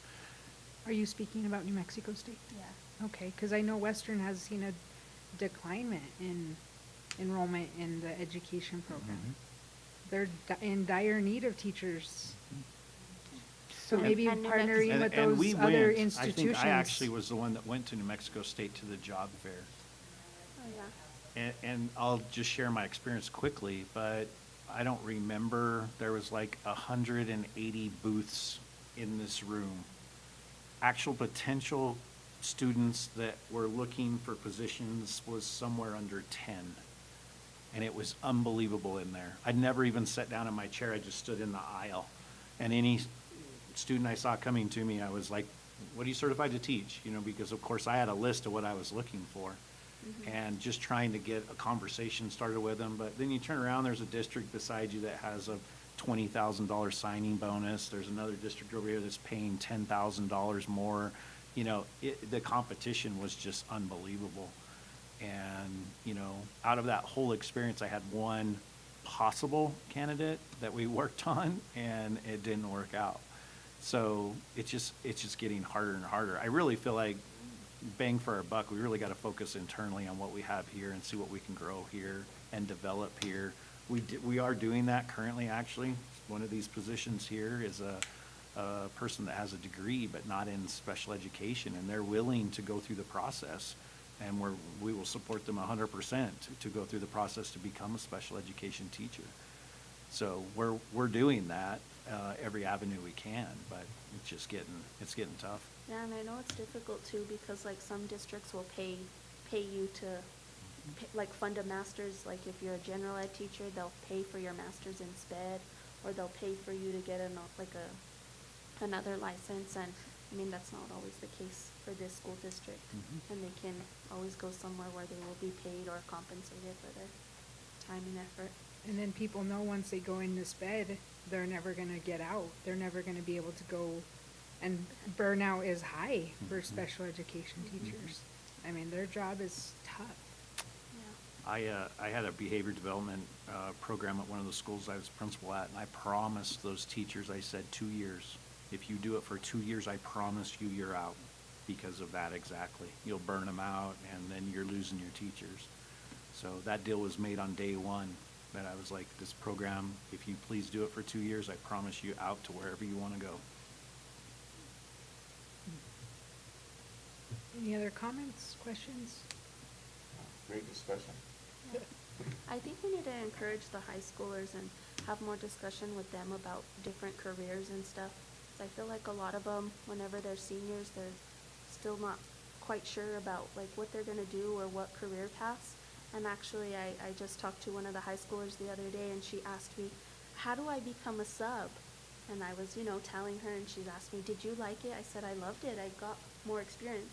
She's all, well, I think I want to be a teacher, but I don't know how. So one of the exciting things for us through Innovation Zone, we have our pathways. And one of our pathways, which was driven by student numbers, is an educational pathway. Yeah. So we are doing that in our high school to where we are providing the pathway to become an educator, which, is exciting for us because like you're saying, if we start home growing our own kids even out of the high school, and then supporting them through the process, and they're the ones that will probably stay here in our community. Right. So I agree with you completely, and we're on that path already as well. And I attended an event over the weekend, that's why I wasn't at Summerfest, but Innovations in Education. And I was more curious in the high school sessions, even though I'm an elementary school teacher, but seeing their success with students going on to college and vocational programs, but really using that advisory period to get them, if they have a pathway to college, if they have a pathway to vocational, but it wasn't an advisory, it was really a great use of time, and all the staff came on board to make sure, they were assigned certain students to track, like, hey, why'd you miss 3 days of school last week? What's going on with your grade here? I mean, teachers are going to do that anyways because they have to, if kids are not performing, they have to make those calls to parents, but I think we could really make use of that advisory to get these kids onto their vocational programs or college. Yeah, and in Las Cruces, many of the high schools that I subbed at when I was doing my teaching over there was that they used their advisory period to help seniors prepare for doing applications for college? How do you get a work-study job when you're there? What application do you need to do for that?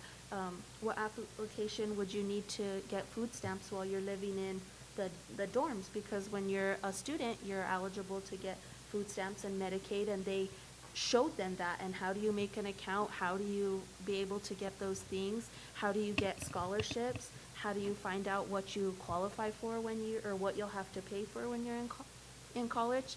And it kind of just helped those that were actually going to go to a university. It helped kind of prepare them. And then those that weren't going to go to a university, how do they make a resume? How do they make a cover letter? How do they apply for trade school or those things like that? And that was what that time was used for the seniors specifically. And I think that that's something that's really important for our seniors getting ready to Agreed. move forward. 100%. That's part of our Innovation Zone grant. You have to have a resume. You have to interview to get one of those positions. So that process we're doing, and our advisory period is exactly what you said. Is those teachers are really checking in on those kids and grades and attendance and all of those things. It just every day it was too much, at least how it was being used at that point. I'm excited to see where we're headed this year with Mr. Brooks and Mr. Groff. And what I really liked is that advisory teachers stayed with that student from freshman year all the way to their senior year. Yep. So they built that consistent relationship. Are we tracking post-graduation I'm not, no. data for our graduates? Why not? I think that was part of a discussion 2 years ago. Who was that discussion with? The high school.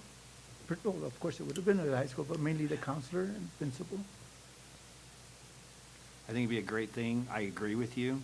I just feel like we've had so much change in our district that if you talk about anything that happened 2 years ago, I don't think. Counselors are pretty steady there. Yeah. Okay.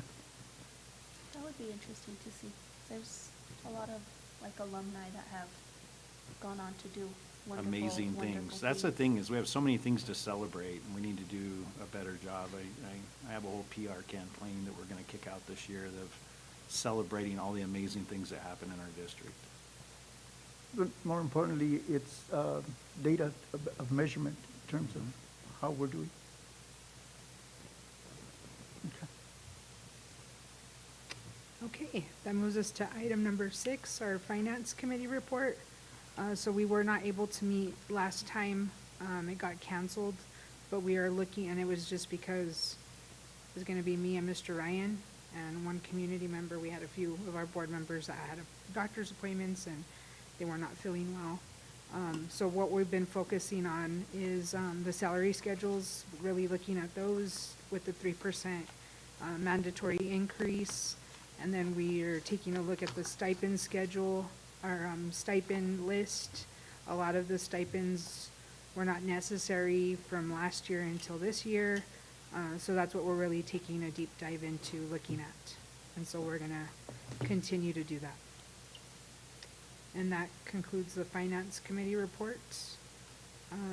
That moves us to item 7, our Audit Committee report. We did not meet this last week, and part of it was I was on vacation and still on vacation when I was that night, when I got the call, where are you? I said, I'm in Las Cruces. But the auditor could not make that meeting either. So it just was something that just, I guess, wasn't meant to be. But I did talk to the auditor, and she's still working on some of the special audits. She has a good feeling, but still reservations on the 2021 audit. I'm sorry, 22. And she was going to make contact with myself and with Frank on meeting sometime this month still. We still have another week to go.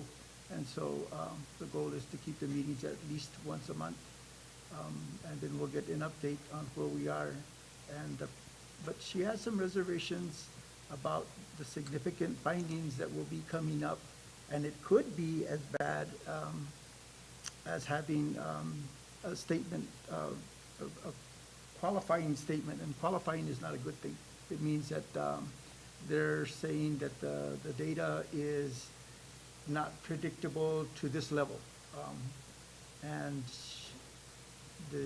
that audit is not going to have very good results in a great deal, and it's going to bring a lot of scrutiny. So the current audit, the audit for this previous year needs to be life-saving. So we'll go from there. Agreed. Any questions? Thank you, Mr. Guadiana. All right, that moves us to item 8, our board members' reports. Mrs. Harden, do you have anything? No, not at this time. Okay, Ms. Heredia? I just want to say welcome to all the new administrators. Welcome to our district, and just a good luck to all the teachers. I know many of them are already getting their classrooms ready to go, and I know how much time that takes and how much effort to come and do your room during the summer and make sure everything's great for when the kids get here. So I wasn't able to attend the Summerfest, but I got to see lots of pictures. So just thank you to everyone that donated their time and talents to that wonderful event, and everybody that I saw, and everyone that went above and beyond to make that event possible, because it didn't just happen. It took a lot of time and preparation, and I liked seeing all the pictures. I just kind of want to echo what Ms. Heredia said about Summerfest. I wasn't able to make it, but I know it was a team effort. I know Ms. Chavito was a part of it too, not just Ms. Villa, but a whole Cobre staff effort. And yep, just want to wish everyone a wonderful school year. I'm excited for convocation to see the Ron Clark culture and competitiveness. So I'm looking forward to it. Mr. Terrazas? Same thing with Summerfest, right? I want to thank Teresa, Ms. Tavina, Mr. Corey, all our district staff, all the volunteers that made this thing happen. When I left, it was closer to 11 a.m. and it was limited parking. I mean, everything over there by Mingo's place, over there by the Burrito Caliente, they were parking over there by the old Sugar Shack. I mean, it was impressive. So, again, it's a community thing. It wasn't a Cobre thing. And I think, we discussed that prior to our start of our meeting, is it something we could look at, in Grant County and bring us all together as a community, right? So that, and then I just, we got new staff. We've got Mr. Corey from day one being in charge. I look at Ms. Chavita, she's director of academics, is just improving our district scores. At the end of the year, that is all our goal, is improve what we did from the previous year. So. Thank you, Secretary Terrazas. Vice President Guadiana, you have anything? I echo all the things about Summerfest, and I too was not here, and it's a very big disappointment on my part Darn it, and I volunteered you to get dunked first, because I wasn't going to be there either, and I said, I'll volunteer Mr. Guadiana, he'll be more than willing to do it. I've never had to be volunteered. Voluntold. Yeah, but that was, I guess, you always would take up, or somebody would take a picture, and that would make it on the paper repeatedly. But anyway, that's an incredible effort, and I applaud those that are involved in that. I think that the school year has a lot more of a firm ground than it has for a while. I think there's a lot less instability or volatility. So I look forward to being able to make some notable gains instead of just having survived, which was good enough at some point. But now we really got to start making some notable gains. So looking forward to this year. Okay, thank you. That moves us to item 9, our superintendent's report. Item B, the Ron Clark update. So I'm going to back up a little bit on Summerfest, amazing event, and just some numbers. I think we put out 60,000 pounds of food that day. You ate 60,000? and we, somewhere between $14,000 and $15,000 worth of school supplies, and we gave out every single thing we had. So we had 0 when we were done. And then the amount of clothing as well that left was absolutely unbelievable. I mean, tables were piled high, and when we got done, they were, almost cleared. So it was an amazing event for our community to come out and participate in. Everyone was having a blast. It was just a win all the way around. So, and kudos, like everyone has said, to the amazing staff that volunteer their time. It's a Saturday, and they're volunteering their time to come out and make it better for, our students and our communities. And that's amazing. That just shows what an amazing community that we live in.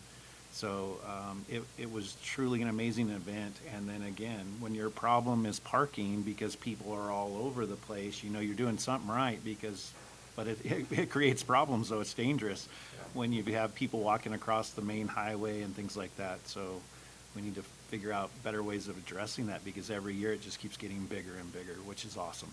That's the goal. Ron Clark update. We just set a date. All of our new administrators will actually go to Georgia and attend the Ron Clark Academy. I really feel that's important for them to understand and go see it firsthand. So I think that date's in September, if I remember correctly. So we will have 4 new administrators that will take that trip. And again, like you're saying, our culture this year, these are those big picture things that I hope is going to help us in attendance and achievement and student engagement and having a good time, and teachers wanting to be part of things, and students as well. I really feel it's a great cultural shift for us, and I think it's going to be an amazing, uplifting thing for our district. So I'm looking forward to it, and the implementation process. Teachers will be sorted and ready to go here before school, and our plan for students will be sorted in the first 2 days before when school begins. So hopefully on that Thursday and Friday, students will be sorted into their houses, and then we're ready to rock and roll from there. So some of those things, it's one of those, we'll kind of have to grow it a little bit. We'll have to work it in process, but we have an excellent plan in place to get that started, and I'm excited about the potential of what we can do with it. And we've already talked, of course, neighboring district Silvers doing exactly the same thing. I was talking to an administrator that is in the district over there, and talking to them about things that we can do, with districts together. And simple things. It was an elementary principal, and I go, well, I remember one of the things that students when I was a principal were struggling with was their math facts. And I said, it's a win-win on both sides. If our students know their math facts before going into their test, they're going to do better on the test. We know that. I know that already. And so if we put up things like that and have competition and have it between the 2 districts, it's a win all the way across the board. And it gets kids excited about it, and it gets them involved, and it gets them having a good time while they're learning. I think that's key words right there. Having a good time, but also learning while we're doing it. And so I think those are like key factors that we're really going to be working on this year. So that's just kind of a quick update. And last but not least, there are some fundraisers in your packet for your review. And that is all I have this evening, other than we have had some amazing discussions tonight, side note as well. Thank you, Mr. Corey. So that moves us to item 10. Executive session notice is hereby given so that the Cobre Board of Education will meet in executive session for the following purposes. Item A, pending litigation as permitted under Section 10-15H7 of the New Mexico Open Meetings Act, specifically so that the board can discuss and legal counsel can advise regarding Annette Acosta versus the Cobre Consolidated School Board of Education, case number D-608 CV 2024-26. Cecilia Varela versus the Cobre Consolidated Board of Education, case number D-608 CV 2024, case number 28. Item 3, Melissa Minus versus the Cobre Consolidated School District Board of Education, case number D-608 CV 2024-29. Item 4, Deanna Davis versus the Cobre Consolidated School District Board of Education, case number D-608 CV 2024-31. And 5, Maureen Peru versus the Cobre Consolidated School District Board of Education, case number D-608 CV 2023-28. Item B, limited personnel matters as permitted under section 10-15-1H2 of the New Mexico Open Meetings Act, specifically so that the board can discuss and legal counsel can advise regarding the status of a complaint against the superintendent. And then item C, limited personnel matters as permitted under section 10-15-1H2 of the New Mexico Open Meetings Act, specifically so that the superintendent can update the board regarding the hiring, promotion, demotion, dismissal, assignment, or resignation of the employees of the superintendent. And boy, was that a mouthful. I'll entertain a motion. I move that we go into executive session. Do we have a second? I second that we reread that. I'm sorry, Mr. Gladiana, it's not gonna happen. So do we have a second? Okay. I'll do a roll call vote. Mrs. Harden? Yes. Ms. Heredia? Yes. Myself, yes. Secretary Terrazas? Yes. And Vice President Guadiana. Yes. Okay, we are now in executive session at 6:50 PM.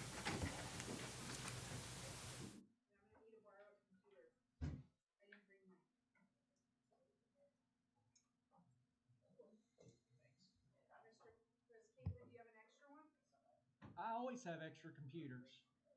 Can I use an extra computer? Yes, ma'am. They just won't be able to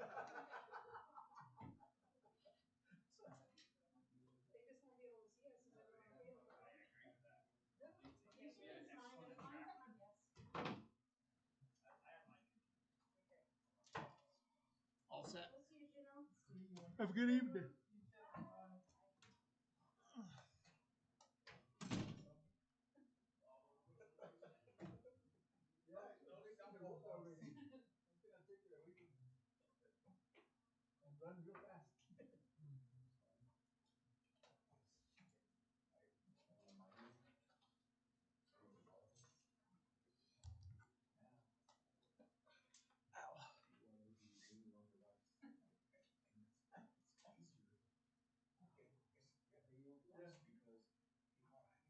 Well, like in early, we didn't have radios, so Antoinette would call us or text us on the phone when we had our kids out at recess and say, hey,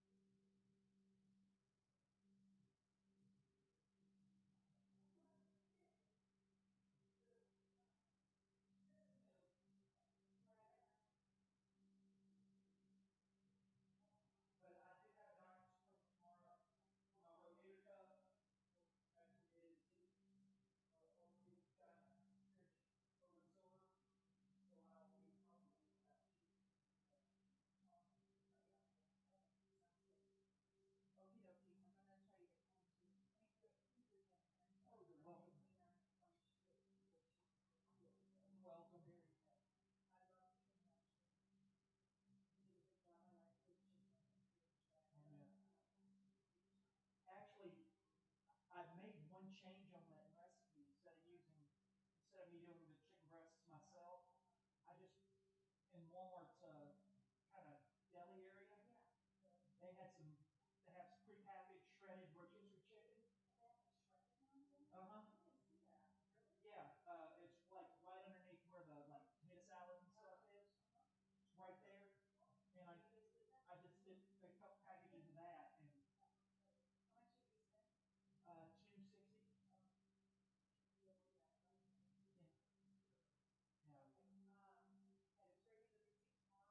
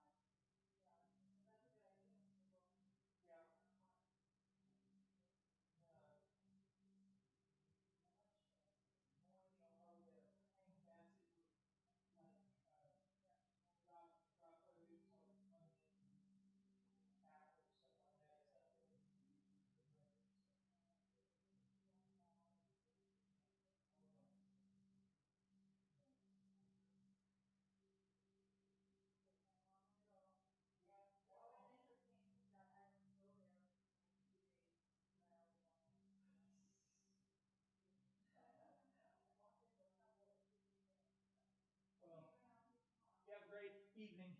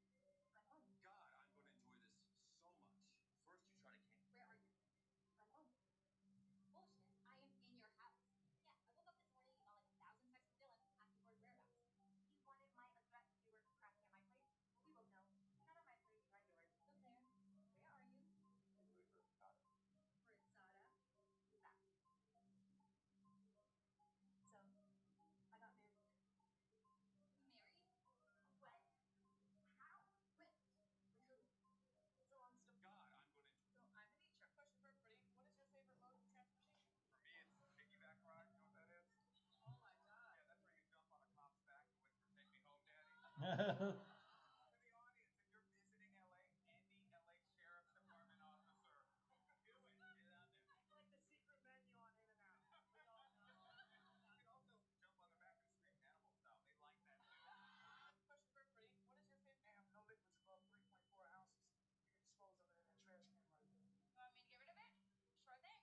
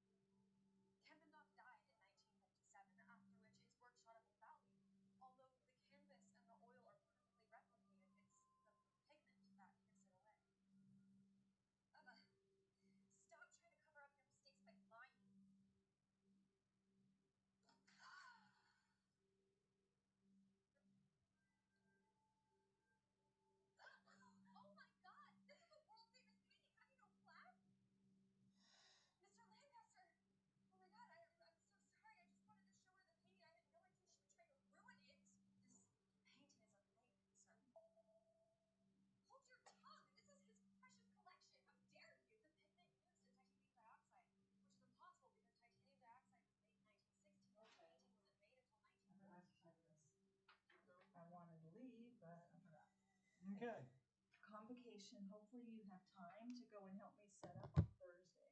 I should. Okay. That's when, because I'm not gonna be here Friday because I'm leaving in Las Cruces on Friday.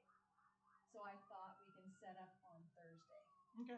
Maybe just right away in the morning, let's go and set up. So this is the agenda so far.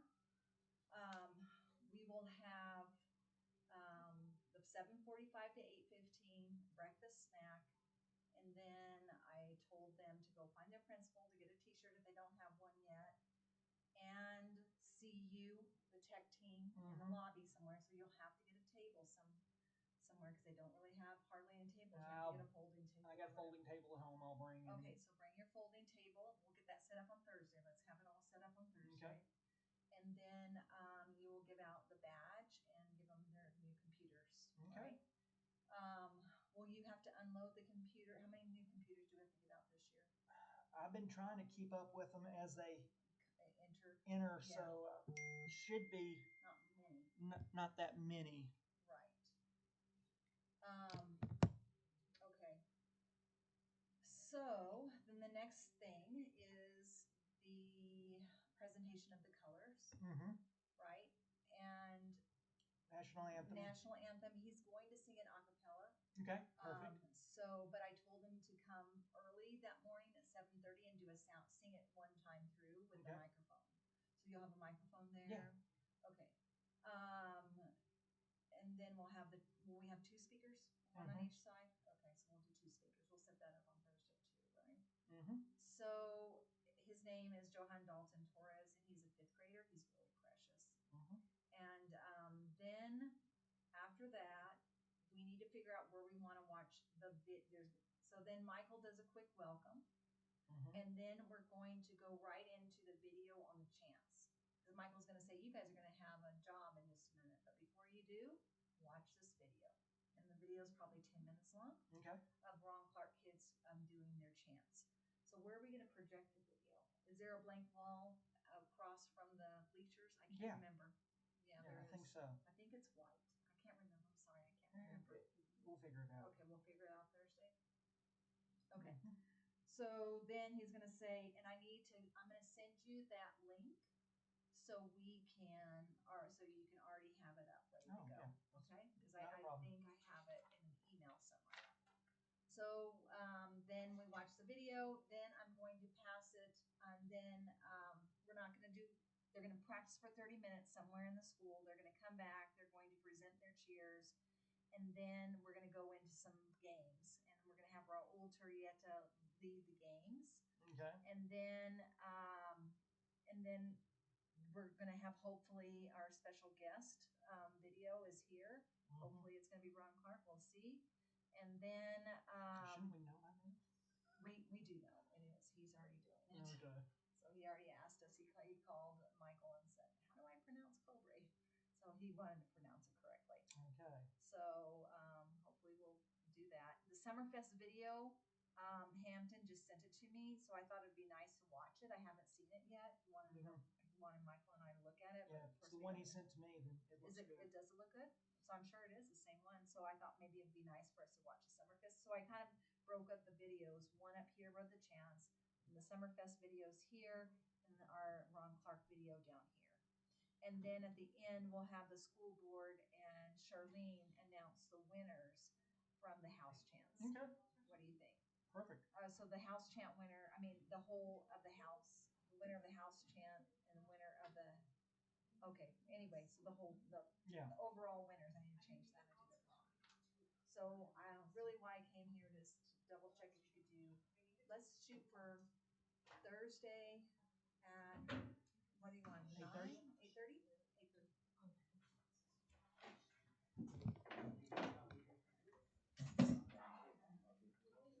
But by the time they sign up, like even if you give them on the first day, some parents take 2 weeks, 3 weeks before they even sign their name.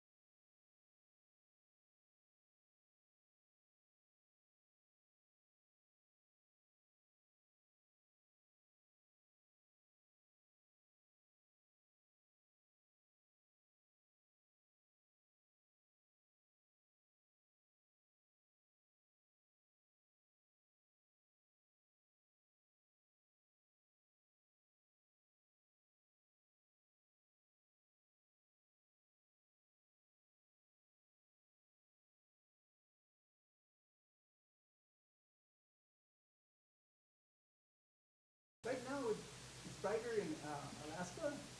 Right now, it's been, oh my God, it's bright. Been there, done that. Okay, item number 11, reconvene in open session at the conclusion of the executive session for statement affirming that no action was taken in executive session and that discussions were limited to pending litigation and personnel matters as specified in the agenda. I'll entertain a motion to come back into open session.